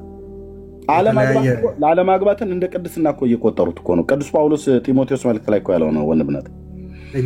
እነዚህ መጋባትን ይከለክላሉ እኮ ብሎ ያለበት ማለት ቃል በቃል እኮ ነው ቀጥታ የተናገረው። ያ ለዛው መንፈስ እንዲህ ይላል በመጨረሻው ዘመን ብሎ ለዛው ታዲያ መጋባት ንጹህ መኝታውም ቅዱስ ሆኖ ሳለ አለመጋባት ጽድቅ ነው ብለው ሰው በራሱ ስሜት እንዲቃጠል እያደረጉት ወንድ ከወንድ ጋር፣ ሴት ከሴት ጋር እርኩሰት እንዲያደርግ የአመፃን መንገድ እንዲመርጡ ሁሉ ሄደዋል ማለት ነው። እዚህ ላላችሁን የምናገረው በአንዲት ሴትና በአንድ ወንድ መካከል የሚደረግ ጋብቻ የሚደረግ የግብረ ስጋ ግንኙነት ቅዱስ ንጹህ ነው ያለው ጌታ ነው። 4 ነጥብ። አየ በዚህ ትውልድ መካከል ጽድቁን መናገር ነውር ሆነ፣ ነውሩን መናገር ጽድቅ ሆነ። ተገለባበጥ። አየ ሚዛኑን ሊገለባ እንደፋዋለና እኛ ሚዛኑ እንደፋዋለን። ኦኬ። እና መጋባትን ሁሉ ይከለክላሉ። በባልና በሚስት መካከል የሚደረግ የግብረ ስጋ ግንኙነት ቀን ተጠብቆ አቡነ ሰላማ ከሳቴ ብርሃን የሚባል ሰውዬ የሱ ዕለት ነው ብሎ ያለበት ደፉት። እንዲህ አይነትን ተረት ወንድሜ ደፉ። ለጸሎት ባለፈውም ተናግረ ለጸሎት ለጊዜው ተስማምታችሁ ካልሆነ በስተቀር ሚስት ከባልሽ ጋር ባልም ከሚስት ጋር የግብረ ስጋ ግንኙነት ማድረግ ተፈቅዶላችኋል፣ ተፈቅዶልናል። 4 ነጥብ። የሚከለክል ህግ የለም። ህመም ካልተሰማው የሆርሞን ለውጥ ከሌለ የጤንነት ችግር ከሌለ የስራ ድካም ከሌለ እንዲህ ከሌለና ለጸሎት ለጊዜው ተስማምታችሁ ካልሆነ በቀር ተፈቅዷል። 4 ነጥብ። ይሄንን የሚከለክል በባልና በሚስት መካከል የሚደረግን የግብረ ስጋ ግንኙነት የሚከለክል የአምላክ ቃል የለም። ብሉይ አዲስ ኪዳንም የፈቀደው። ስለዚህ እንዳትሸማቀቁ። ህዝቡን ለማስፈራራት ነው። አየህ አቡነ ሰላማ ምናምን ነገር ይላል። እዛ ሰላም ያጣ ሰውዬ ማን እንደሆነ ማናቀው ሁሲ ብለን ብንጠይቅ ማን እንደሆነ ማናቀው ማለት ነው። ገድሉ ላይ ስናይ እኮ እሱ ጳጳስነት ተቀበለ ተብሎ የተባለበት ሰውየው አድርጎ ይሁን አላደረጋ እናቅም ስሙን ሊያጠፉት። ኦርቶዶክስ ሲጽፈው ግን ግብፅ ሀገር ላይ ሄዶ ጵጵስና ሲቀበል የጳጳሱን ከንፈር ስሞ ነው ጵጵስና የተቀበለው አቡነ ሰላማ ከሳቴ ብርሃን ይሄን ተብሎ የተባለ ሰውዬ ማለት ነው። ዳሪያስ ያገባችን ሴት ከባሏ ጋር የግብረ ስጋ ግንኙነት እንድታረግ ቀን ትመርጥላታለህ አንተ። በዚህ ቀን ካደረግሽ እንትን ቀን ትወልጃለሽ ምናምን ነገር። እንዲህ አይነት የተረገመ ትምህርት እንዳትሰሙ፣ እንዳትፈሩ።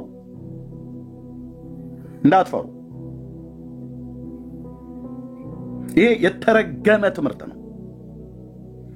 ሁዛ ከሳቴ ብርሃን ጥረግና ከጎዳና ላይ ዞር አድርገው የማንንም ቋቋትያም የሆነ የአረብ ሽማግሌና አሮጊት እያመጣ በዚህ ቀን እንዳትሉ በዚህ ቀን እንዳትሉ ይላል። ጋብቻ ንጹህ መኝታውም ቅዱስ ነው። ከባልሽ ጋር ብቻ ይሁን እንጂ የምታደርጊው የግብረ ስጋ ግንኙነት የጊልቲነት መንፈስ እንዲሰማችሁ እንዳይሆን። እግዚአብሔር ጻድቅ ነው ብራዘር፣ ግልጽ ነው የነገረን።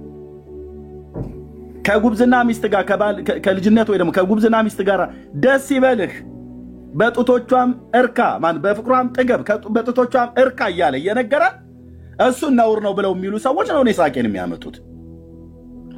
መድኃኔዓለም የፈቀደልኝንማ አንተ አትከለክልም ነው ብዬ የምልህ። አትከለክልም። መድኃኔዓለም የፈቀደላትን ከባሏ ጋር የምታደርገው በፍጹም ነውር፣ በደል፣ ኃጢአት ሆኖ አያውቅም። ሊሆንም አይችልም። ወንድሞች ናቸው። ግልጽ እኮ ነው የሚናገረው መጽሐፍ ምሳሌ ላይ። ቆይ ጡት ነገር ሲነሳ ባለፈው አንድ ሰሞን ኦርቶዶክሳውያን ጡት ሲል ነበር ነው ለጅ ወተት አፍልቂ እያሉ ማለት ነው።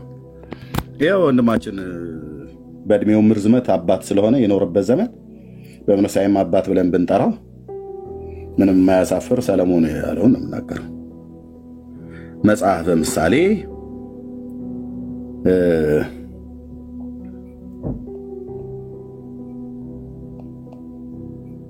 ምዕራፍ 5 እናነባዋለን።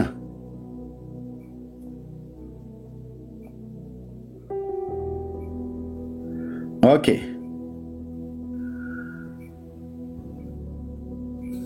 እንዲህ ይላል። ከአንድ ጀምሮ ነው የማነባው። በቃ ዛሬ በዚህ ጉዳይ ላይ ነው የምናወራው። በእውነት የእግዚአብሔር ሐሳብ ነው። ውስጤ በጣም ብዙ ፍለው አለ። ሌላ ነገር የለም። በቃ ልጄ ሆይ ወደ ጥበቤ አድምጥ፣ ጆሮህም ወደ ትምህርቴ መልስ ይላል። ጥንቃቄን ትጠብቅ ዘንድ ከከንፈሮችም ዕውቀትን እንዲጠብቁ ከጋለሞታ ሴት ከንፈር ማር ይንጠባጠባልና ከአፏም ከቅቤ የለሰለሰ ነው። አፏም ከቅቤ የለሰለሰ ነው። ያው የምታጠምድበት ንግግር ማለት ነው። ለስለስ ያለ ነው። እንደዚህ ያሉ ሰዎች ሁሉ እንደዛ ናቸው እያልኩ አይደለም። ግን ማሬ፣ ሃኒ፣ ቤቢ፣ ሆድዬ፣ አንጀቴ ምናምን ነገር ብለው የሚሉት አለ። እንዴት ሆኖ ነው ያውን አንቺ አንጀትም ሆኖ? አንዳንዶች ይመጡና ማሬ ምናምን ነገር እንዴ እህትዬ፣ ማር እኮ ማር መሆኑ የሚታወቀው ተቀምሶ ነው። ምን ማለት ነው? አንዳንዱ ቃላትን ራሱ ከሰዎች ጋር ስትነጋገሩ በጣም መጠንቀቅ አለባቸው። ሆዴ ምናምን ነገር ይላሉ። እውነት እንዴ? ታይ እንጂ ታይ። ማንሽ ትንቧለሽ? ሆዴ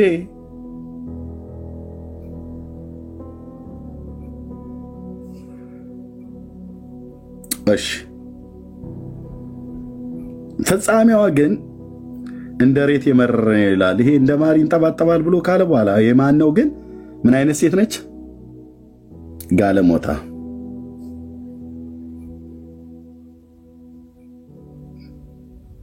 ባይዞ ይሄ ጋለሞታ ብሎ የሚለው ለሴት ብቻ አይደለም፣ የወንድም አለ ጋለሞታ።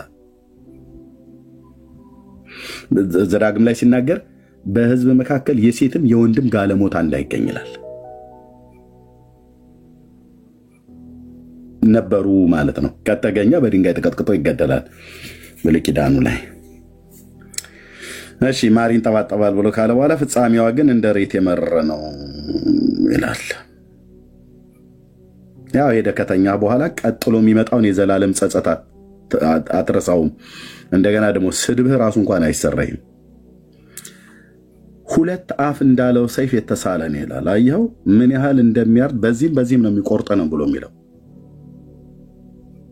በግልጽ ነው የምናወራው። ሄዶ እጭኗ ስር እንደመግባት አይደለም። መጨረሻው መራር ነው። ለሴትም ለወንድም ማለት ነው። እግሮቿ ወደ ሞት ይወርዳሉ፣ አረማመዷም ወደ ሲኦል ነው ይላል። ጋለሞታ ሴት፣ ጋለሞታ ወንድ ማለት ነው። የቀና ሕይወትን መንገድ አታገኝም፣ በአካሄዷም የተቅበዘበዘች ናት፣ የሚታወቅም አይደለም። በአካሄዷም የተቅበዘበዘች ናት፣ የተቅበዘበዘም ነው። ለሁለቱም ነው የምናገረው። ከዚህ በሴት አንቀጽ ስለተጻፈ ለሴት እኮ ነው ለወንዱ አይደለም ብለካል። የወንድ ጋለሞታ አለ ይላል። የወንድ ጋለሞታም አይገኝ ይላል።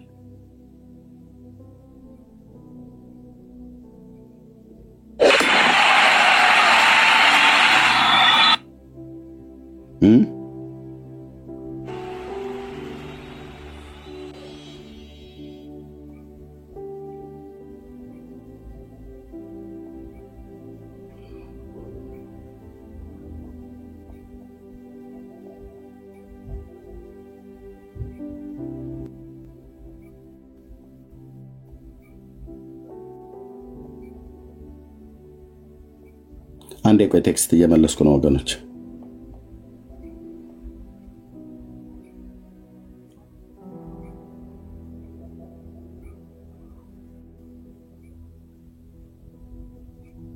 በዚህ አጋጣሚ ያው ኦርቶዶክሳውያን ካላችሁ በተለይ በጋብቻ ውስጥ የሚደረገውን የግብረ ስጋ ግንኙነት እንደ ጸያፍ እንደ ኃጢአት አድርጋችሁ የምታስተምሩ የጻፋችሁ ኦልሬዲ አስተምራችሁታል። ግን ልክ ነው የምትሉ ካላችሁ መግባትና መሞገት አብሶሉትሊ ይቻላል። እናንተ ይቻላል። እዛ ኮሜንት ላይ ያው እንደ መፈራገጥ አይሆንም። ስትገባ በእግዚአብሔር ቃል ትጠየቃለህ፣ በእግዚአብሔር ቃል ታስረዳለህ እንጂ ኮሜንት ላይ ያዙኝ ልቀቁኝ ጨብጡኝ ምናምን አይደለም። የታችኛው ቤት ግን ለምንድን ነው ቅዱስ የሆነው ለእግዚአብሔርን ቃል ሰው አንስቶ ሲያወራ ታች ቤት ያላችሁ ሰዎች በጣም ያቅበዘብዛችኋል። የሆነ ነገራችሁ ነው የሚነካው። ገድል ለምዳችሁ የቀና ሕይወት መንገድ አይገኝ፣ በአካሄዷም የተቅበዘበዘች ናት ይላል። አሁን በሴት አንቀጽ ስለጠራ ለሴት ብቻ የሚመስለው ሰው አለ። ኖ ለሴት ብቻ አይደለም፣ የሚታወቅም አይደለም ይላል። ታዲያ ይሄ ጋለሞታ ብሎ የሚለው ለወንድም ጭምር የተነገረ ነው። እሱን ክፍል አንዴ ላሳይና ልመለስ።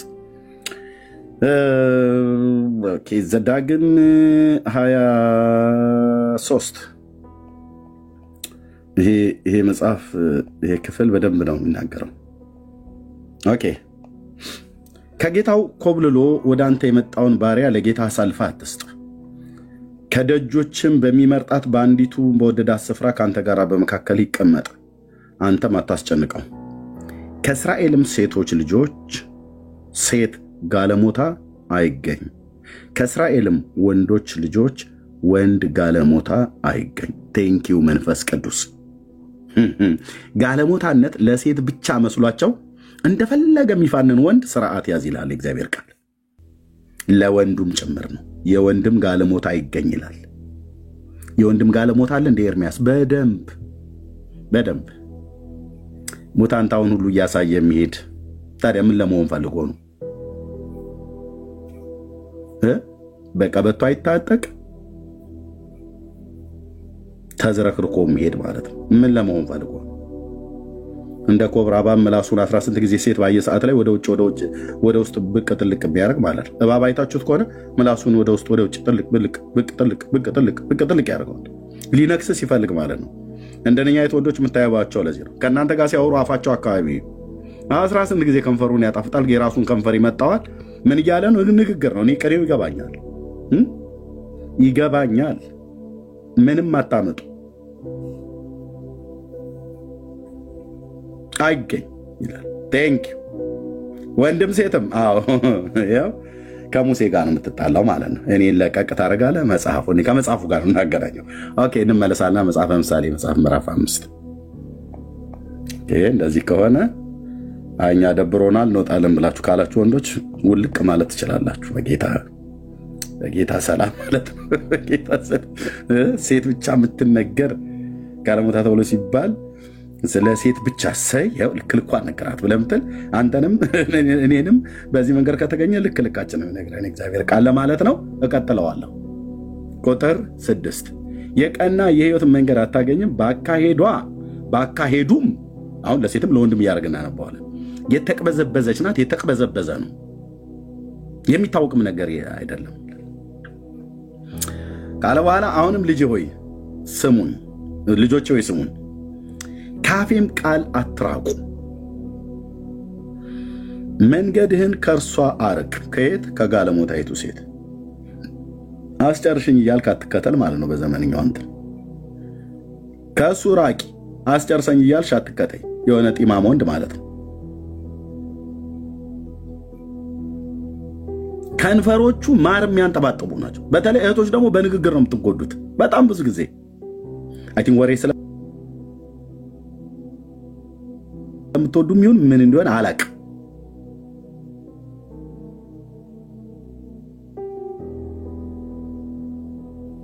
ሰደብ ብላችሁ ካላችሁ ምንም ይቅርታ አልጠይቅም። ይመጣልሻል ከዛ ሙዬ እናቴ አያቴ አክስቴ ምናም ነገር ቴቴ ብሎ በሚል ቃል ሲጠራሽ በቃ ፈስስ የምትሉት ነገር አቁሙ። ከከንፈሩ ማር ይንጠባጠባል። ለጋለሞታይቱ ለሴቷ በሴት አንቀጽ ቢነገርም ለወንዱም ጭምር አድርገሽ አስቢ። አላያችሁ? ብረት ያቀልጣሉ አንዳንድ ወንዶች ሲያወሩ እንኳን የሴት ልብ አይደለም ብረት። በጮኛምነት በሚያገኝሽ ሰዓት ላይ የሚያወራው ነገር በቃ ወይኔ ይሄ ሰው ከየት ነው? ከማርስ ነው የወረደው ወይስ ከሰው መካከል ነው የተገኘው? የት ነበር ተደብቀ የነበርከው ውዴ ብለሽ እንድትይ የሚያደርግ ንግግር ማለት ነው። እንደዚህ እንደኔ ገጠርኛ ንግግር አይደለም የሚናገረው፣ አራድኛ ቋንቋ ጨምሮበት ጉራማይሌ አድርጎት በአማርኛ በኦሮምኛም በትግርኛም ቀላቅሎ ወይ በትግርኛ በኦሮምኛ በአማርኛም አድርጎ እንግሊዘኛ ጠብጠብ አድርጎበት ወዲያውኑ በቃ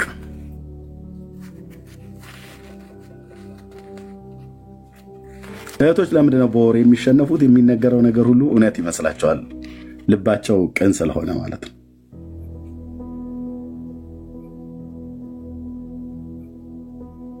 ኦኬ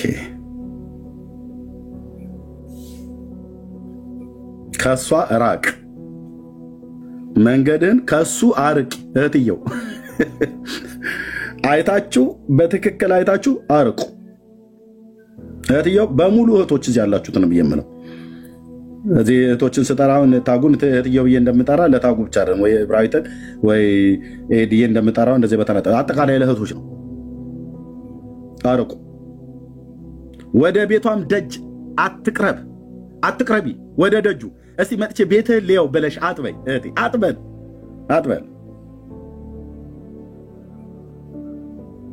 አትቅረቢ ይላል።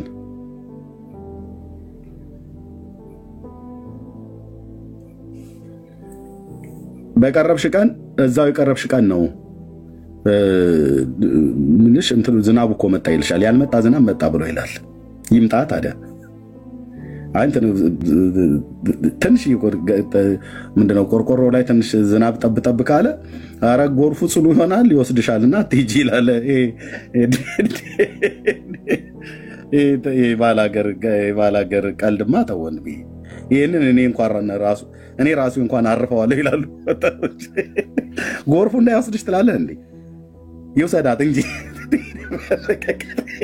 ለዚያውም በጠራራ ሳይሆን ገና ቆርቆሮ ላይ 2-3 ጣል ካረገው ለምን ዶፍ አይለቀውም ይላል በልቡ። ተነሰሽ ሂጂ አንቺ።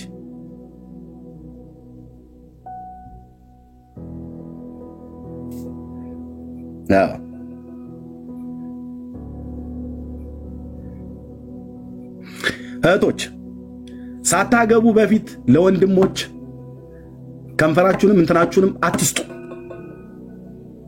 በቃ እንደዚህ ፍርጥ ለምን አላደርገውም? በቃ አትስጡ። 4 ነጥብ። እንደዚህ እውነቱን ነው መነጋገር። አትስጡ።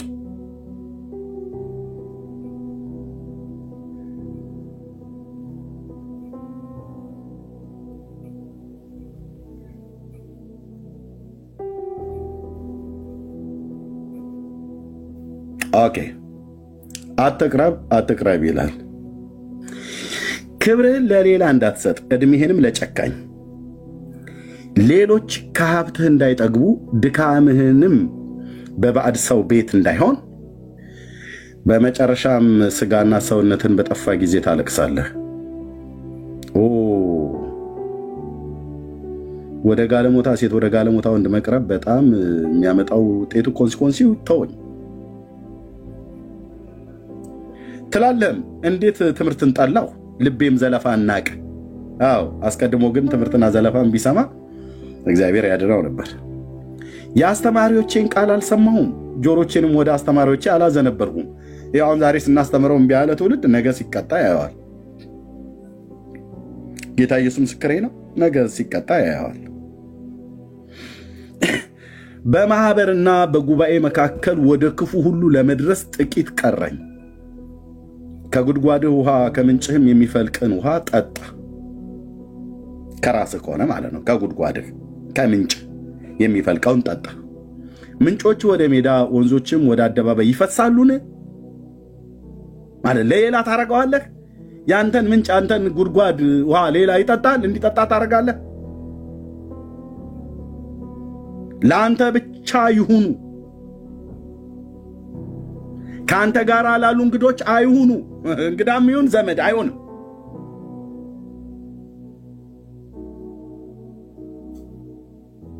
የለም ሼር አላረግህም፣ ሼር አታረገኝም። ሼር የማትደራረገው ነገር ቢኖር ብራዘር፣ ምንጮች ወደ ሜዳ ወንዞችስ ወደ አደባባይ ይፈሳሉን? አይፈሱም። ለአንተ ብቻ አይሁኑ እኮ እያለ ከአንተ ጋር ላሉ እንግዶችም አይሁኑ። እንግዳ ሲመጣ እንትን በሬ አርደህ እንደምታበላው ወጥ ሰርታ እንደምሰጠው በል እንግዲህ እንግዳ በእኛ ቤት ክቡር ነውና እንካ ሚስቴን ብዬ እንኳን ልሰጥ አይደለም አላስበውም። እሱም አያስበውም ተያይዘን ለማለቅ ካልሆነ በስተቀር ማለት ነው። ገልጽ እኮ ነው አይደል? አዎ እንግዳ መጣ ብለህ የምትሰጠው ነገር አይደለም። እንግዳ መጣ ብዬ ቤተ ዘመድ መጣ፣ እንግዶች መጡ፣ ወዳቸው መጡ ብዬ ሚስቴን አሳልፌ አልሰጥም። ለአንተ ብቻ የኔ ጌታ ለዘላለም ስም ይባረክ። ቅዱስ እግዚአብሔር እንዴት እኮ ጻድቅ ነህ። ለአንተ ብቻ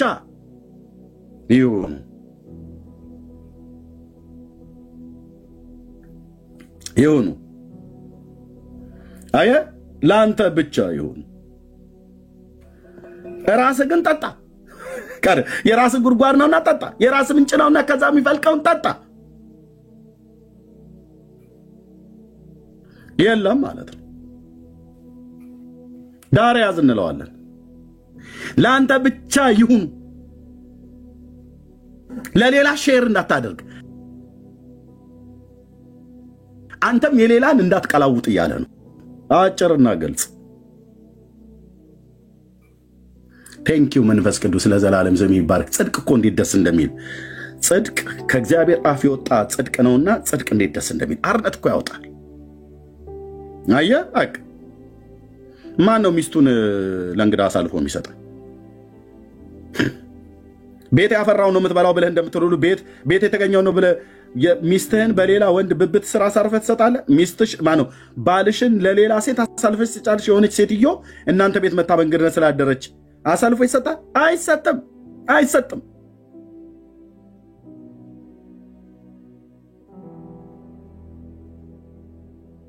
ማንም ይሄን የሚያደርግ ካለ ህሊና የጎደለው ቅድስ ሆሊነስ ቱ ዘ ሎርድ ቅድስና ለእግዚአብሔር ብለን ለሚስታችን ብቻ ለሚስቴ ብቻ ታምኜ እኖራለሁ።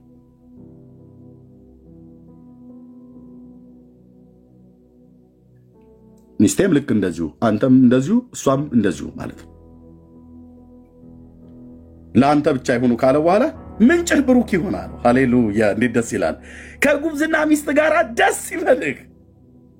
በምን ሳንለው ሰለሞን እንዲህ ይለናል፣ እንደተወደደችም ዋላ እንደተዋበችም ሚዳቋ ጡቷ ሁልጊዜ ታርካህ፣ በፍቅሯም ሁልጊዜ ጥገብ፣ ሁልጊዜ ታጥግብህ፣ አጥግቢው፣ አጥግባት እያሉ ነው። በምን በፍቅሯ። ቴንኪዩ መንፈስ ቅዱስ።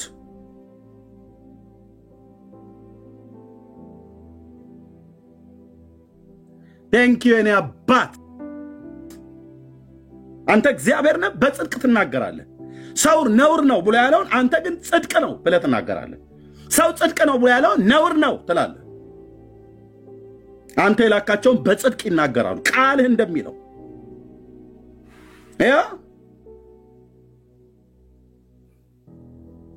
ጡቷ ሁልጊዜ ታርካህ ይላል።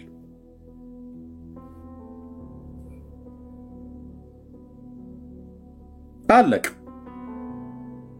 ሃሌሉያ። ያኔ ገና ሳላገባን በፊት በእንደዚህ አይነት ቃል ላይ ረገጥ አድርጌ ስናገር በጌታ ጸጋ አንተ ለማስተማራት በቃም እኮ ገና አላገባህም ይሉኝ ነበር። አሁን ግን ማንም አይለኝም። የ16ኛ ዓመቴን ዓርብ ላይ አክብሬ ነው ዛሬ ይሄው የምነግራችሁ ማለት ነው። የሶስት ልጆች አባት ሆኜ ማለት ነው። ቀንድ ማብቀል የለብኝም ከዚህ በኋላ አይደል? አዎ፣ በትዳር ዓለም ውስጥ የኖርኩ ነኝ። ኦኬ፣ መድከምንም መበርታትንም መውደቅንም መነሳትንም መጋጨትንም መታረቅንም አውቃለሁ።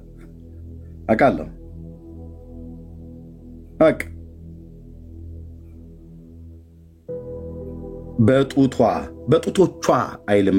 ለብዙ አድርጎ ለብዙ ሴቶች ነው የሚነገረን። በጡቷ ለአንድ ሴት ማለት ነው፣ ባገባት ሴት እሷ ሁልጊዜ ታርካህ፣ በፍቅሯም ጠገብ ካለ በኋላ ልጄ ሆይ ስለምን ጋለሞታ ሴት ትወዳለህ? የሌላይቱንስ ብብት ለምን ታቅፋለህ? አለው። ይሄኔ ነው አሁን አየህ፣ ጠንከር ብሎ ጌታ ምን እንደሚናገር ታውቃለህ? አንድ ፈቅጄልሃለሁ። አንዲት ሴት ኦኬ፣ አንዲት ሴት ሁለት ጡት አላትና በቃ በእሷ ጠገብ፣ በፍቅሯ እርካ። ከሰው ጋር በሚደረግ የግብረ ሥጋ ግንኙነት ደስ ይበልህ። በእኔ ፊት ቅዱስ ነው እያለ ነው። መኝታውም ንጹህ ነው እያለ ነው ጌታ ማለት ነው። ጌታ ምንድነው እያለ? ሌላይቱን ሴት ለምንድነው የምትፈልገው? ምንድነው ሌላ ሴት ጋር የሄድክበት ምክንያት? ሌላ ወንድ ጋር ለምንድነው የምትሄጂው? እኮ ነው ክልከላ እኮ ነው ጌታ የሚያደርገው። ማንን? ከሌላ ማለት ነው። ስለምን ጋለሞታ ሴት ትወዳለህ? የሌላይቱንስ ብብት ለምን ትታቀፋለህ? በየሄድክበት አሙቂኝ ብለህ የምትለው አይነት ማለት ነው በዘመንኛ አማርኛ። ኖ፣ ይሄ ነው በደልና ኃጢአት።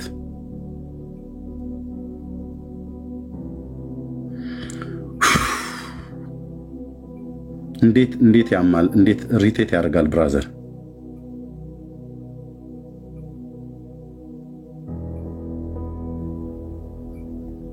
የሰው መንገድ በእግዚአብሔር ፊት ነው፣ አካሄዱን ሁሉ እርሱ ይመለከታል። ያይሻል ማለት ነው።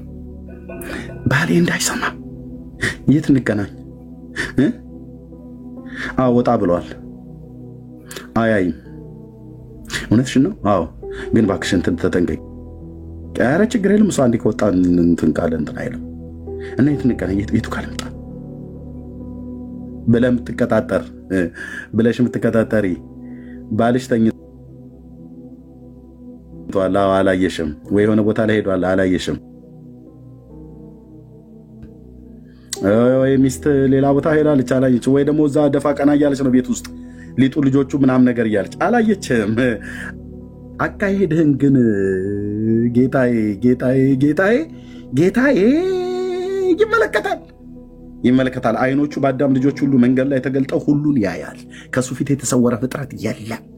ተደባብቀህ ቴክስት ተደራርገህ ሚስትህ እዛ ከልጆች ጋር አንተ ስትል አንተ የሆነ ቦታ ላይ ተንሾካሾክ የሆነ ቦታ ላይ እንገናኝና ከዛ እንትን እንለዋለን። ከዛ እንደዚህ ብለን እዛ እንደዚህ ጥፍ ብለን ከዛ መኪና እንዳይታወቅብን በሌላ መኪና እንሄዳ። አይቶሻል ማ ልዑል እግዚአብሔር አይተዋል። አካሄዱንም ሁሉ እርሱ ይመለከታልና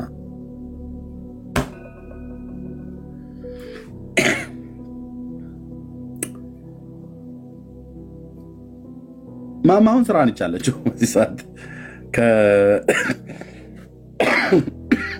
ደቂቃ በኋላ ትወጣለች። ሌሊቱን ለጸሎት ተነስቼ ስለነበረ አልተኛሁም። በጌታ ጸጋ በስቶልኝ እና ሊነጋጋ 2 ሰዓት ምናምን ነገር ሲቀረው ነው የተኛሁት። ሲሄዱ ሁሉ አልሰማኋቸው።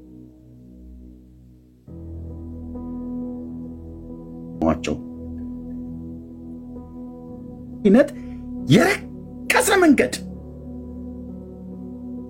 የረከሰ እኮ አልኩ። የሞት መንገድ፣ የሲኦል መንገድ ለማማ አይደለም። እኔ በመጀመሪያ የምታመነው ይሄው ጌታዬ ያየኛል አላት ዮሴፍ። ያየኛል፣ ያይሻል፣ ያየናል፣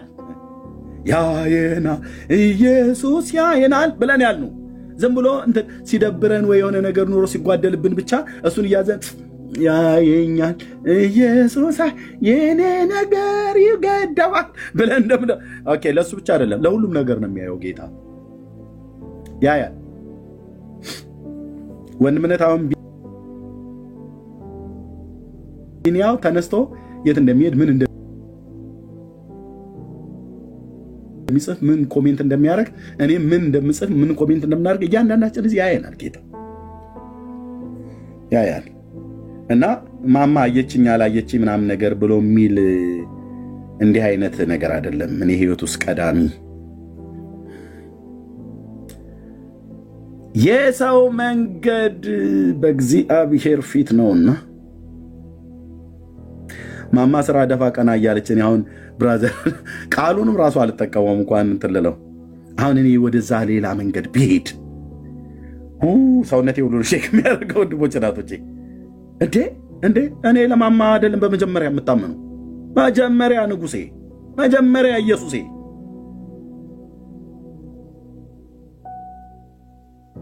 መጀመሪያ ኢየሱስ ከአገልግሎት በፊት በመጀመሪያ ቅድስናና ጽድቅ የእስራኤል ጌታ አምላክ ይባረክ አብሎ ዘካርያስ ሲናገር ትንቢት ጎብኝቶ ለህዝቡ ቤዛ አድርጓልና ሉቃስ ወንጌል መጽሐፍ ምዕራፍ 1 ላይ ማለት ነው። ታውቁታላችሁ። ከጥንት ጀምሮ በነበሩት በቅዱሳን ነቢያት አፍ እንደተናገረ በብላቴናው ቤት በብላቴናው በዳዊት ቤት የመዳን ቀንድ አስነስቷል ይላል። ማዳኑ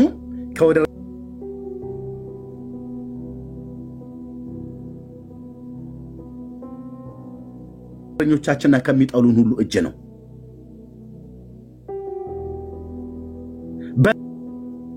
Thank you Lord የኔ አባት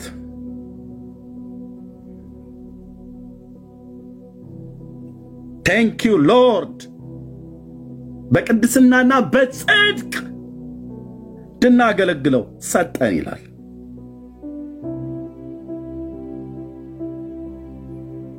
ከመስበክ በፊት ቅድስና ይቀድማል። ከመስበክ በፊት የጽድቅ ሕይወት ይቀድማል። የትክክለኝነት ኑሮ ማለት ነው ጽድቅ። የቅድስና ኑሮ ማለት ነው ተለይቶ እግዚአብሔር የተለየ ሕይወት ማለት ነው። ለእግዚአብሔር ስለይለት ለሚስቴ እለያለሁ ማለት ነው። ካገኘሁት ጋር የምጋደምበት አንዳችም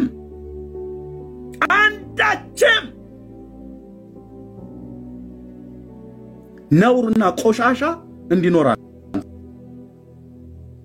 እርዳኝ አባቴ ይባላል። አየህ እርዳኝ፣ ለዓይኔ አምሮት ለሥጋዬ ፍቃድ አሳልፈህ አትስጠኝ፣ ጸጋው እንዲደግ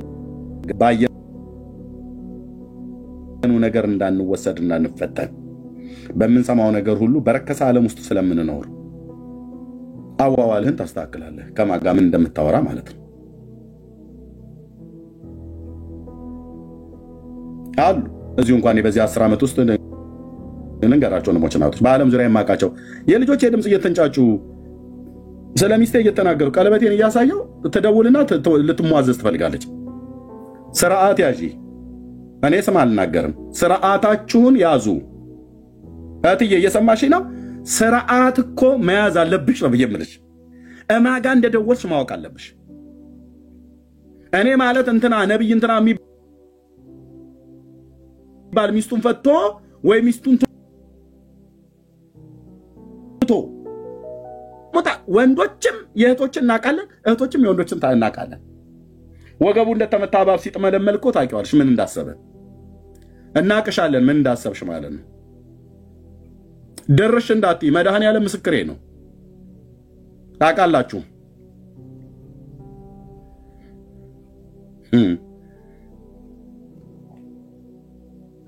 እኔ መኪና አለኝ፣ በዚህ ወጥቼ ቤት ገዝቼ ሞርጌጅ ጨርሻለሁ። ሶ ዋት እንዳመሰግነው ጌታን አይደለም። እና ባሌንት ብሎ ነበር። በዚህ ጋር ተጋጭተን የአየር ትኬት ልክፈልልህ ሆሊዴ ብትመጣ አንተ ምን አድርግ ነው አንቺ ቤት ሆሊዴ መጣው እትዬ ምን ሊፈጠርልኝ ብዬ አንቺ ቢች ነሽ እንዴ መዝናኛ ምን ላረግ ነው አንቺ ጋር ሆሊዴ የምመጣው? ዛሬ እንደውም ማንም እንዳይከለክለኝ ከፈለክ ከገስት ላይ በሙሉ አውርጃችሁ እናገራለሁ። ዝምበል ብሎ የሚለኝ ሰው ካለ ማለት ምን ይሁንልኝ ብዬ ነው አንቺ ቤት መዝናኛ ሆሊዴ ከልጆቼ ጋር ጥሪኛ። ሆሊዴ ከሆነ ከሚስቴ ጋር እኔ ያለ ሚስቴ አይሆንልኝም። በቃ ሆሊዴ ካሰብሽልኝ ሆሊዴ ቤትሽ ሳሎንም ላይ ብተኛ ከሚስቴና ከልጆቼ ጋር። አዎ አይ ምን እንትን ማለት እንደዛማ ደስ አይልም። እንዴት ነው ደስ የሚልሽ ታዲያ? የኔ ማነሽ እንዴ? ኤርሚያስ የገጠር ልጅ ነው ብዬሰብ ምንም በዚህ ጉዳይ እንትን ማለት በወጣቶቹ ንግግር ምንም ማላረፍ ይመስላችኋል እንዴ? ታይ እንጂ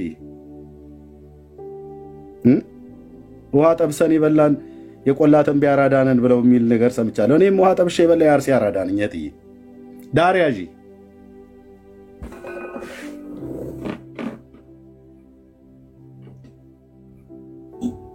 አይ ምን የጥሞና ጊዜ እንዲኖረን የምን የጥሞና ጊዜ ከኔ ጋር አይ አይ አይ ወይ የጥሞና ጊዜ ስንቱን እኮ አሳልፌያለሁ እህትዬው። እኔ ብዙ አልተናገርኩም እዚህ ምን ብለህ ትናገራለህ እንዴ? ስንት እኮ አይነት ሴት አለ። ጌታ ይመስገን ሃሌሉያ ትለኛለች።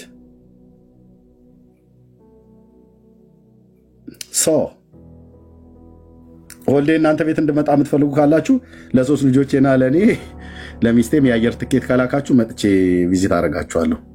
ያለ ሚስቴ ንቅንቅ አልልም። አንቺ ቤት አልመጣም። መድኃኔዓለምን አልመጣም። አናደድኩሽ? ክብር ለኢየሱስ ክርስቶስ ይሁን። ይሄ የአገልግሎቱ ክፍል አንዱ ነው። ማናደድ በጽድቅ ጉዳይ ነው ያናደድኩሽ ማለት ነው። በስንፍና ከሆነ ይቅርታ ጠይቃለሁ። ግልጽ ነው አይደል? አዎ በቃ አይ ለሆሊዴ መተሽ አረፍ ብለሽ እኔ ጋር ብትሄጂ ምናምን ነገር ደግሞ ብሎ የሚልም ደግሞ ሌሎች ወንዶች ሰምቻለሁ። ከወደ ካናዳ ስም አልጠራም ግን አገሩን ጠራለሁ። ከወደ ካናዳ አንዱ እንደዚሁ ገማገም ነገር መተሽ ልብሽን ጀርባሽን ደገፍ አድርገሽ ብትሄጂ እሷ መቼ ጀርባ መደገፍ ያፈለገች? እነሱ ሀገር የለም እንዴ? ከአሜሪካ ስጠራት አንተ ወደ ካናዳ አሜሪካ ጀርባ የሚያስደግፍ ነገር የለም እንዴ? የኛ ሐሳቢ ጀርባዋን ልደግፍ አይደል?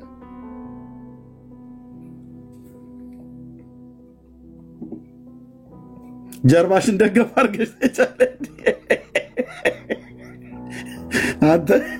አንተ ሰውዬ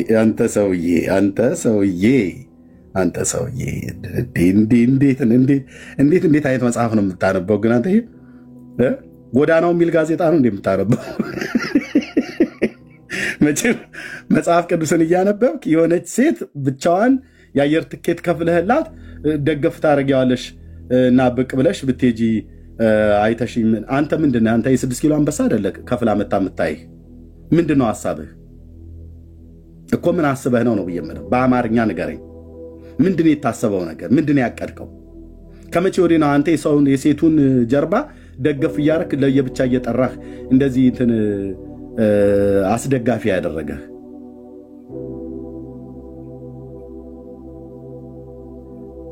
ዛሬ ቤቴ ላይ ሪፖርት ቢደረግ ጴንጤዎች በሙሉ ናቸው የሚያደርጉት። ምንም አታምጣም ዝጉት። እኔ ስንት ነገር እኮ ነው የሰማሁት። ደገፍ አድርጊ ወገብሽን ካናዳ ነይና ይላታል። ካልጋሪ ላይ እንትን ምንድነው? ካልጋሪ ላይ በረዶ ላይ ስትንቀባለይ የጀርባሽ ትኩሳት ትንሽ ወደ ቅዝቃዜነት በረዶ አለ አይደል? ያው ስኖ ላይ እንጫወታለን ይላል። ላክላት ቴካዌ አድርገህ በረዶውን። ደግሞ በረዶ ፍሪጅ ውስጥ ሳላል እንዴ ብራዘር፣ ግልጽ ነው። ለእኔ እንኳን ገጠሬው ለሆንኩ ገብቶኛል እቺ ጫወታ። አይምልሽ በረዶ እንደዚህ ስኖን ስንበትን አንዳችን ለአንዳችን አንተ ከሴት ሚስት ጋር ማነው ከሰው ሚስት ጋር አይደለም በተናጠል እንኳን የሆነችዋን ሴት ሳታገባ በረዶ በታኛ ያደረከው ገብቶኛል። ያው ከዛ በረዶ ላይ ስትበታተኑት ሁሉና ቅዝቃዜው በስመ አብ የዘንድሮ ብርድ ምን ያሳቅፋል የሚባል አንድ ነውረኛ ንግግር አለን አይደል? የዘንድሮ ብርድ እኮ በጣም ገብቶ አጥንቴ ውስጥ ገባ ብለህ ከዛስ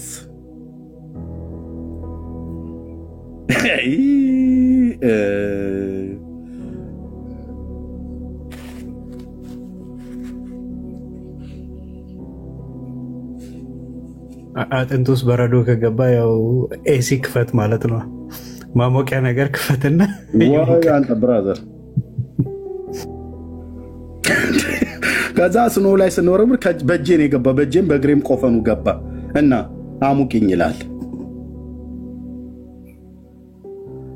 እትዬ እንደዛ የሚባል ነገር የለም።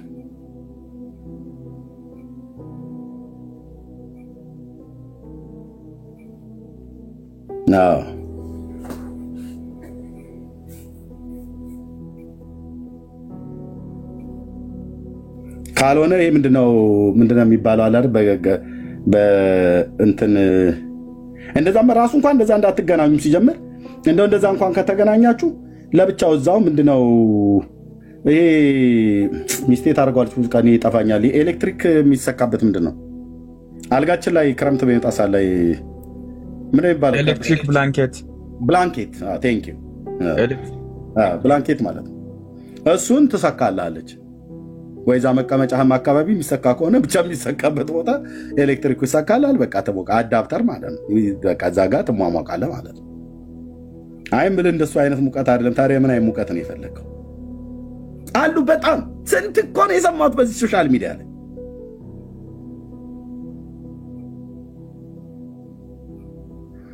አይ ለዚህ እኮ አይደለም እኔማ ከሩቅ ሀገር የመጣሁት ብላንኬትማ ምናምን ነገር ይላል። ገልጽ ነው።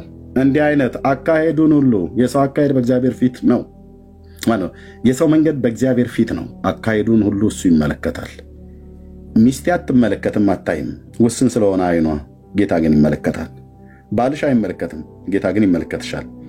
ሚስት አትመለከትም፣ እግዚአብሔር ግን ይመለከታል። አይኖቹ በአዳም ልጆች ሁሉ መንገድ ላይ ተገልጠው ሁሉን ያያል።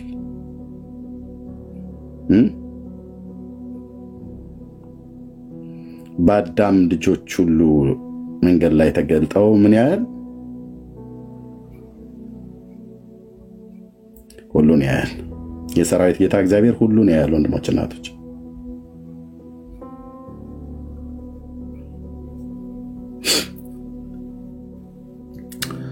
በምክር ታላቅ በስራህም ብርቱ ነህ። ለሁሉም እንደ መንገዱና እንደ ስራው ፍሬ ትሰጥ ዘንድ አይኖችህ በአዳም ልጆች መንገድ ሁሉ ተገልጠዋል። እያንዳንዱ ከተማ በለው፣ ሰይዳ በለው፣ አበበ በለው፣ በላቸው በለው፣ ቁምላቸው በለው፣ ድፋባቸው በለው፣ ማንም ይሁን ማንም የአዳም ልጆች መንገድ ሁሉ ላይ ተገልጠዋል ይላል ታላቁ ነቢይ ኤርምያስ ማለት ነው። ያያል ማለት አይኖቹ በአዳም ልጆች መንገድ ሁሉ ተገልጠዋል። ሁሉን ያያል፣ እርምጃውን ያያል። ደግሞ የድፍረት ሄዳ ማግጣ መጣ የት ነበርሽ ብሎ ሲላት የትም አልሄድኩም ውዴ ሃኒ ቤቢ ምናምን ትላለች። አንቺ ንስሐ ነው መግባት ያለብሽ እህትዬ። ሄዶ ከሀገሩ ሴት ጋር ሲተራመስ ሲማገጥ ውሎ የት ነበርክ ምናምን ስትል የትም አልሄድኩም እኮ ሃኒ የኔ ውድ እኔ እኮ ያላንቺ አይኔ ሁሉ አይገለጥም ይላል። እውነት ለአይኖቹ ተገልጠው እኮ አይተዋል። የት እንደሄድክ ከማጋ ምን ቴክስት እንደተራራረክ ከማጋ ምን እንዳደረክ አይተዋል፣ አይቶሻል፣ ያየናል ኢየሱስ ያየናል በእውነት ያየናል። የኛ ነገር ይገደዋል ብቻ ብሎ አይደለም። የኛ ነገር ይገደዋል ብቻ ሳይሆን የኛ ነገር ሁሉ ሸሩንም ተንኮሉም ክፋቱንም ያያል።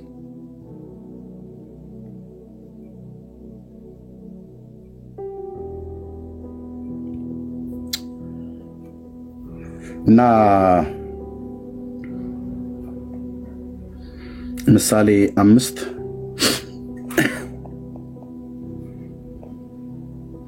ስለምን ጋለሞታ ሴት ታያለህ ነው። ሌላ ሴት ከምታይ ከሰጠው ሚስት ጋራ እሷ በፍቅሯ ጥገብ፣ አጥገቢኝ በላት። ጥገቢ አንቺም ከባልሽ ጋራ መርካት ከፈለክ በጡቷ እርካ፣ በፍቅሯ ጥገብ። ጌታ እንደዚህ ፍርጥ አድርጎ የሚናገረው ጽድቁ ይሄ ነው። የጽድቅ መንገዱ ይሄ ነው። አንድ ለአንድ አንድ ወንድ ከአንዲት ሴት ጋር በጋብቻ ስለምን የሌላ ሴት ታያለህ ይላል። የሌላይቱንስ ብብት ለምን ታቅፋለህ ይላል። በየሄዱበት ማቀፍ የሚወዱ ሰዎች አሉ።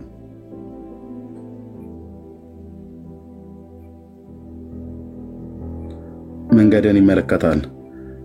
ኃጥአንን ኃጢአቱ ታጠምደዋለች፣ በኃጢአቱ ገመድ ይታሰራል ይላል። ይህን መንገድ ስትሄድ በኃጢአት ትታሰራለህ፣ ትጣመዳለህ። ኃጢአት ነውና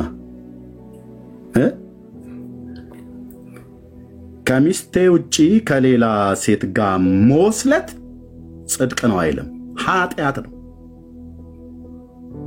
የገማ የሸተተ ኃጢአት ነው። ይህንን ካደረገ ሰው ምን ይሆናል? በዛ ገመድ ይታሰራል፣ በኃጢአቱ ይጣመዳል፣ በኃጢአቱም ገመድ ይታሰራል። አልተቀጣምና እርሱም ይሞታል፣ በስንፍናውም ብዛት ይስታል ይላል። ያድነን ጌታ ኢየሱስ።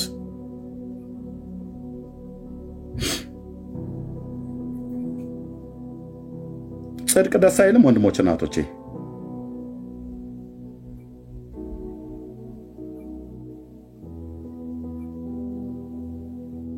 ያው እንደዚህ ይላል። ስለዚህ ጌታን መስማት በጣም ጥሩ ነው። ያው መጀመሪያው ላይ የሚናገረው ልጄ ሆይ ወደ ጥበቤ አድምጥ፣ ጆሮህም ወደ ትምህርቴ መልስ ይላል።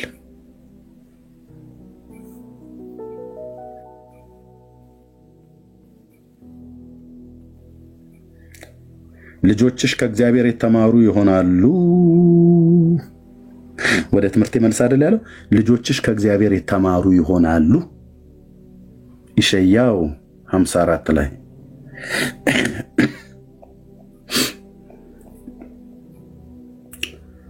ኦኬ ልጆችሽ ከእግዚአብሔር የተማሩ ይሆናሉ። ልጄ ጆሮህን ወደ ትምህርቴ መልስ ነው አይደል ያለው? ከዛ ልጆችሽ የልጆችሽም ሰላም ብዙ ይሆናል። ሰው ከእግዚአብሔር ሲማር ሰላሙ ብዙ ይሆናል።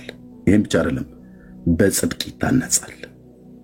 ሰው ከጌታ ሲማር ማለት ነው በጽድቅ ህይወት እየታነጸ ትመጣል። ህንፃ እንደሚታነጽ እንደሚገነባ በጽድቅ ህይወት እየታነጽን ይመጣል። ከዛስ ከግፍ ራቂ ይላል።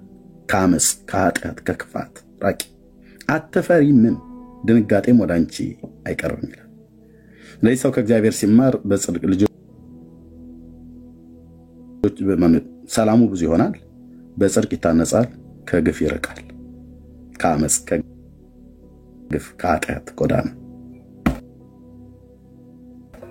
እና ልጆቼ ሆይ ወደ ጥበቤን አድምጡ፣ ጆሮችም ትምህርቴን ይስሙ ይላል።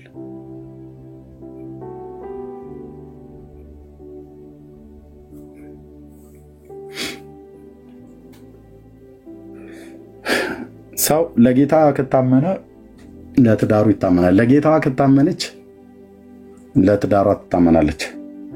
በዚህ ጉዳይ ግን እኔ ጥናት አላደረኩም። ጥናት ያደረጉም ሰዎች ሲናገሩ የተወሰኑትን ሰምቻለሁ። ለትዳራቸው እስኪ ከወንዶችና ከሴቶች ይልቅ ታማኝ ማን ናቸው? ሴት ወይ ወንድ እያላችሁ ጻፉ። ብሬ አቁሞ ሼር ማድረጉም ከሴትና ከወንድ ማን ነው ለትዳሩ ታማኝ? በብዛት ማን ነው ታማኝ?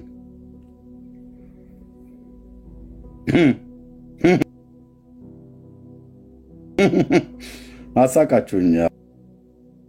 አሁን የጻፋችሁ 3 ወንድሞች ለትዳር ማን ነው ታማኝ?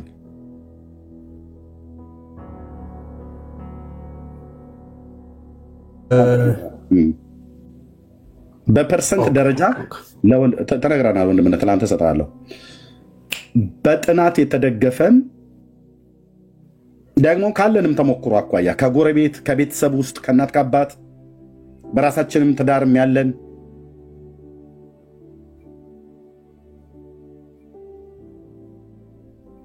መለየት ከባድ ነው። እሺ ወንድምነት፣ እሺ ጥናት ምን ያሳያል? ወንድምነት የኛ ከመናገራችን በፊት ቢኒያው ሚዩት ነህ ማይክ። ከዛሬ 3 ዓመት በፊት የተደረገ ጥናት ላይ ወንዶች 55% የሚያህሉ ወንዶች ናቸው እንትን የሚያደርጉት ከሴቶች በብልጫ ማለት ነው። ለትዳር ታማኝ ጊዜ ግን ለትዳር ላይ ታማኝ የሆኑት ብዙ ጊዜ ሴቶች ናቸው ከወንዶች ይልቅ። ምን ብዬ ነው ታዲያ? ግን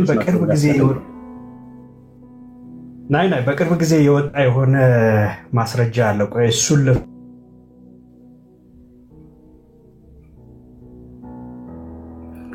እኔ ጥናት ያጠኑ ሰዎች ምን እንደሚሉ ቢኒ ቼክ አድርገውና ግን ከሰማኑ ካየኑ በቅርብም በሩቅም ካለው እውነት ለመናገር እኔ እንደ ወንድ ተናገር ተብዬ ብባል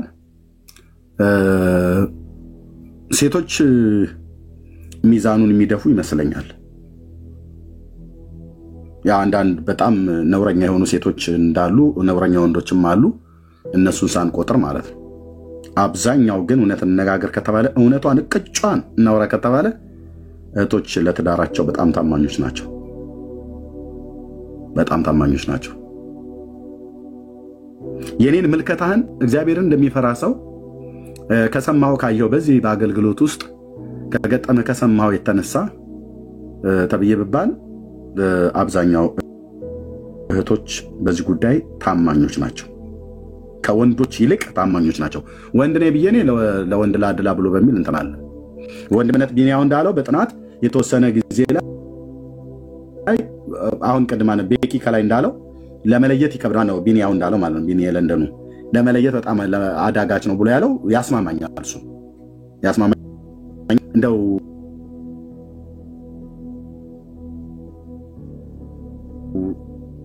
ጥናቶችም እንደሚያሳዩት ተብሎ በተባለው ምን ያህል አጥኞቹስ ምን ያህል ታማኞች ናቸው ያስቀመጡት ፐርሰንት በምን ያህል እውነተኝነት የተረጋገጠ ነው ብሎ የሚለውን እንዳለ ይዘኑ ግን እህቶች ግን በጣም እንዴ ተዳርቆ ከያዙ በኋላ ለልጆቻቸውና ለባላቸው እኮ ሟቾች ናቸው እኮ ሟች። የታየ ብለህ ብትለኝ ከቤቴ ይጀምራል። ከቤቴ ቁጥር 1 ሚስቴ ምስክር ነች። ለዚህ ቁጥር 1 የኔ ሚስት ምስክር ነች። ለእኔ ህይወትና ለልጆቼ ምን ያህል እንደምትሆን ማለት ነው። ከቤቴ ሲጀምር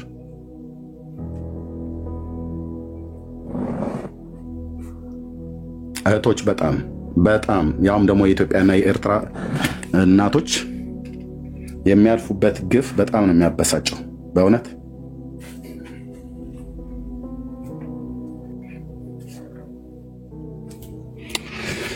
እና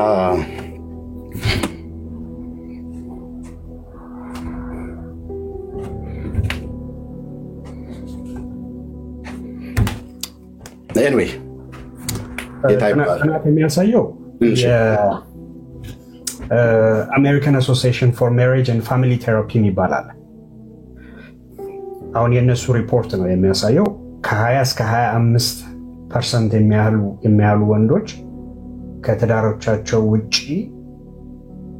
ሌላ አፌር እንዳላቸው ሪፖርት አድርጓል። ከ10 እስከ 15 የሚሆኑ ሴቶች ብቻ ናቸው። ግን አሁን ኮምፔር ካደረግነው ሴቶች ሞር ለትዳራቸው ታማኝ ናቸው ከወንዶች ይልቅ የሚለውን እኔ አሁን ጥናት አላየሁም ወንድምነት። ይሄንን እንደ ባላይምሮ እንደ አንድ ወንድ እግዚአብሔርን እንደሚፈራና እንደሚያገለግል ሰው ግን ሚዛኑ ወደ እህቶች ያደላ ነው። ታማኞች ናቸው።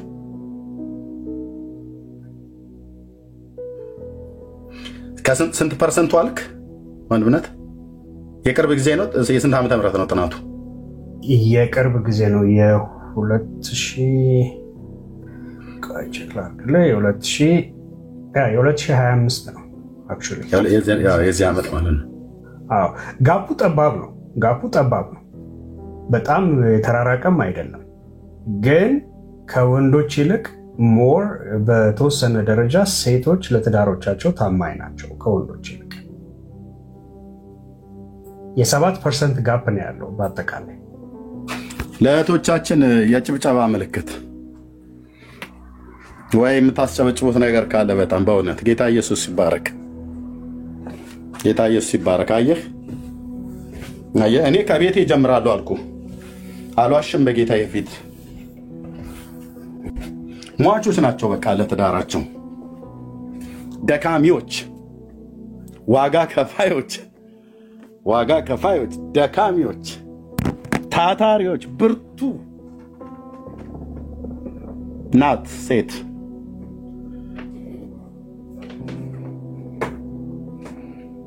ብዙ ያልተነገረላቸው ናቸው። አይ ከወንዶች በፐርሰንት ደረጃ እኮ ነው ያልነው ወንድሜ እንጂ ወንድ ደግሞ እንደዛው ወንዶችም ደግሞ ታማኝ ሆነው ለትዳራቸው ሟች ይሆናሉ። ጎስቁልቅሉ ብሎ ቤተሰቡን ተሸክሞ ለራሱ ለሚስቱም ለልጆቹም የሩቅ ዘመን ሐሳቢ አሉ። ወንዶችም ልክ እንደዛው በፐርሰንት ደረጃ ነው ያልነው እንጂ በጣም ታምነው የሚኖሩ ጌታ ኢየሱስ ምስክር፣ በጣም ታምነው የሚኖሩ ወደ ሌላ ሴት የማያዩ የማያዘነብሉ እንደማበለካልከኝ እንደ ኤርሚያስ እንደኔ አሉ። ሩቅ አልጠቁምልህም። ባህላችን እኮ ራሱ ባለፉት በድሮ ዘመናት እኮ የነበሩት አባቶች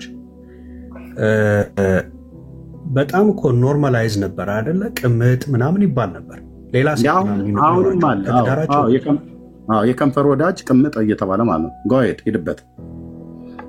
ያ ከዛ ሊሞቱ ሲሉ እንደውም ከራሳቸው ቤተሰቦቻቸው ከልጆቻቸው ጋር ከሊት ከምትባል ሴት ሌላ ልጆች አሉ ምናምን ተብሎ የሚተዋወቁት በቃ በሙት አልጋቸው ሆኖ ላይ ማለት ነው እንዴ።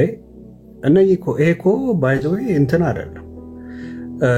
በዚህ ዙሪያ ኢትዮጵያውያንንም በጣም ልዩ የሆነ በቃኛ ጨዋ ምናምን አድርጋችሁ ስታወሩ ይገርመኛል። ችግር አለ ነበር፣ በተለይ አባቶቻችንና አያቶቻችን ዘመን ላይ።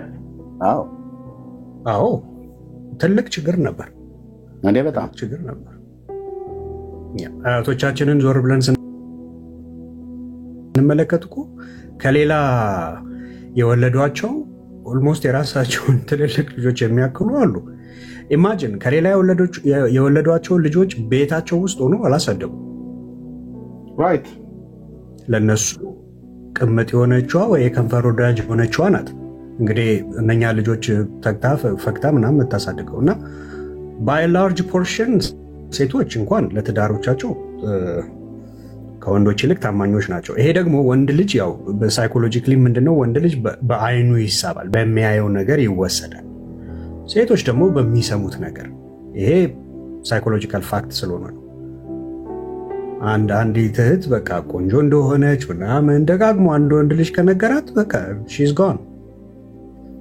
ወንድ ልጅ ግን የሚያየው ነገር ነው አትራክት የሚያደርገው። ለወንድ ልጅ በአይን ይገባል፣ ለሴት ልጅ በጆሮ። እንግዲህ ይህንን በደንብ መተዋወቅ አለብን። ያው እኔ እንግዲህ ያው ገና አግብቼ መኖር ስላልጀመርኩኝ በትዳር ውስጥ እንደዛ መኖር ከጀመርኩት በኋላ ባወራው ይቀላል ይህንን ጉዳይ። ለማንኛውም እንደምነት ቀጥልበት ኤርሚያ። አይ ቆይ ግን ምንድን ነው ያልከው? ወሳኝ ነገር ነው። ለሴት ልጅ በመስማት አይደል? የወንድ ልጅ በማየት። ያው ወንድ ልጅ በአይኑ ነው ነገር የሚገባው፣ ለሴት ልጅ በጆሮ በሚነገር ንግግር ማለት ነው። ቅድም እንዳልኩ ለሚሰሙት ነገር በጣም ሴንሲቲቮች ናቸው ወንዶች ለሚያዩት ነገር።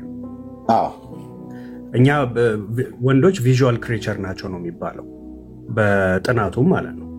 በአይን ነው ብዙ ነገር የምናየው ነገር ነው አትራክት የሚያደርገን። የእግዚአብሔርም ስራ አሁን ወንዶች እኮ ገና የመጀመሪያ አትራክሽናችሁ እኮ በማየት ነው አይደል? ሰምታችሁ አይደለም? ወንዶች ብዙ ጊዜ እይታ ነው። ለሴት ልጅ ግን የመጀመሪያ አትራክሽኗ የሚሆነው የምትሰማው ነገር ነው። ምንድን ነው የምትሰማው የሚለው በጣም ማተር ያደርጋል ለእሷ። እና ሳይኮሎጂካሊም በዚህ ዲፍረንስ አለ። ይሄም ልዩነት አለ በወንድና በሴት መካከል። እየሰማችሁ ነው በላችሁ ብዬ ነው። ቀጥሉ እህቶች፣ እየሰማችሁ ነው አይደል? ያገባችሁትን ነው ብዬ የምለው። ያላገባችሁም ነገ ስታገቡ ማለት ነው ከባሎቻችሁ ጋር በምትሆኑ ሰዓት ላይ አንቺ የደጋ ሀገር የበግ እረኛ ይመስል ጃኖ ለብሰሽ ከላይ እስከታች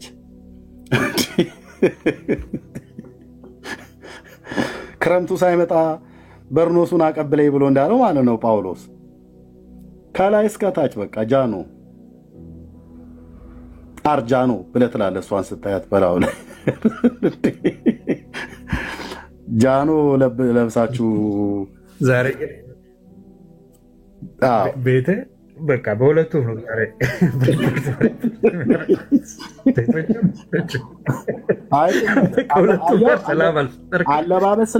አለባበስ ላይ በሚታይ ነገር እኮ ብሎ ሲል ባል ሚስቱን በሚገባ አተያይ ሊያያት የሚገባበት ቦታ አለ። በጣም ይሄ ባይዞ በትዳር ውስጥ የትዳር ኮንሰልቴሽን ይመከራል።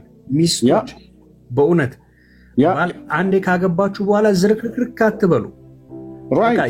አይቷችሁ የወደዳችሁ የሆነ አይን በቃ በአይን ነው ለወንድ ልጅ የሚገባውና እምር ይበልባችሁ። ያላችሁን ምንም ይኑራችሁ ያላችሁን በስራ ዘንጡ። ባሎች ደግሞ የሆነ እንደምትወዷቸው ሴንሲቲቭ እንደሆኑ ልትረዱ ይገባል። መውደዳችሁን መናገር አታቁም። ጊዜያቶች የተለያዩ ጊዜያቶች አሉ። ለሴት ልጅ ሁል ጊዜ ሆርሞኑ አንድ አይነት አይደለም።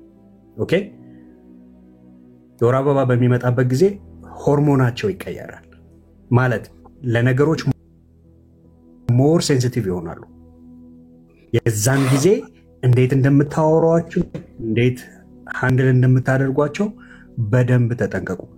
ምንም በቃ ነገር ሊፈልጓችሁ ሁሉ ይችላሉ። ከመሬት ተነስተው ሊጣሏችሁ ይችላሉ። እናንተ ወንዶች ጓት በሉ። ይሄንን በደንብ መረዳት አለባችሁ። አያችሁ ባይዘወይ ምሳሌ ላይ በፍቅር አይደለም ቤት የሚሰራው በጥበብና በምን በማስተዋል ከዛስ በዛ ነው ቤት የሚመሰረተው እንጂ አይ ተዋደድን ብቻ በቂ አይደለም። አየህ በደንብ ስታውቅ ሴት ልጅ ምንድን ነው የሚያስፈልጋት የሚለውን ስታውቅ አብራት ያላትን ሴት ረጅም ጊዜ ትሄዳላችሁ፣ ፍጻሜያችሁም ይሆናል። ግን ዝም ብሎ በቃ የሆነ ያለ እውቀት ከሆነ ግን የራስን ብቻ ልብና መንገድ የምትከተል ከሆነ ወንዱም ትስታለ፣ ሴቶችም እንደዚሁ። በቃ ይሄ በጣም ፊዚዮሎጂካል እና ሳይኮሎጂካል የሆነውን ፋክት በደንብ ማወቅ አለባችሁ። ፊዚዮሎጂካል የምንለው እንዴት ነው ሴቶች የሚያስቡት፣ እንዴት ነው ኢሞሽን ወይንም ስሜታቸውን እንዴት ነው የሚያስተናግዱት። ኦኬ ይህም በደንብ መገንዘብ አለባችሁ። ሴቶች ደግሞ የወንድን ፊዚዮሎጂ እና የወንድን ደግሞ ሳይኮሎጂ አንደርስታንድ ማድረግ አለባችሁ። ወንድ ልጅ 10 ወድሃለሁ ብትዩ ምንም አይጠቅመው። ምንም እኔ ለሴቶች አንድ ምክር ልምከራችሁ። ወንድ ልጅ እወድሃለሁ ብላችሁ በቃ እኔ እኮ ያለ አንተ ምናምን ብትሉት ምንም አይጠቅመው። ወንድ ልጅ እንደተከበረ እንዳከበርሽው ያወቀ ቀን በቃ የዛን ጊዜ እንደተወደደ ይገባዋል። ለሴት ልጅ ፍቅር ለእሷ ሞር ኢሞሽናል፣ ለወንድ ልጅ ሪስፔክት ነው። በቃ ወንድ ልጅ ሪስፔክት ነው ዲማንድ የሚያደርገው። ይህንን ወቁ እህቶች። ስታከብሪው እንደወደድሽው ነው እሱ የሚያስበው፣ እንደወደድሽው ነው ትርጉም የሚሰጠው አእምሮ ውስጥ።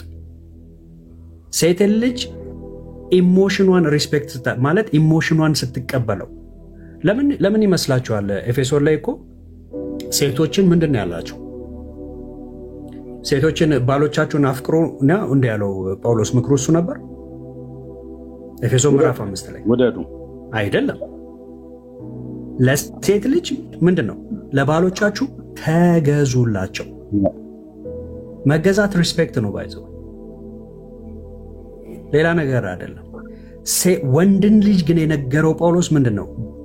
ክርስቶስ ቤተ ክርስቲያንን በወደደበት መውደድ ራሱንም አሳልፎ በሰጠበት በዚያ ፍቅር ምን ብሏል? ሚስቶቻችሁን ውደዱ።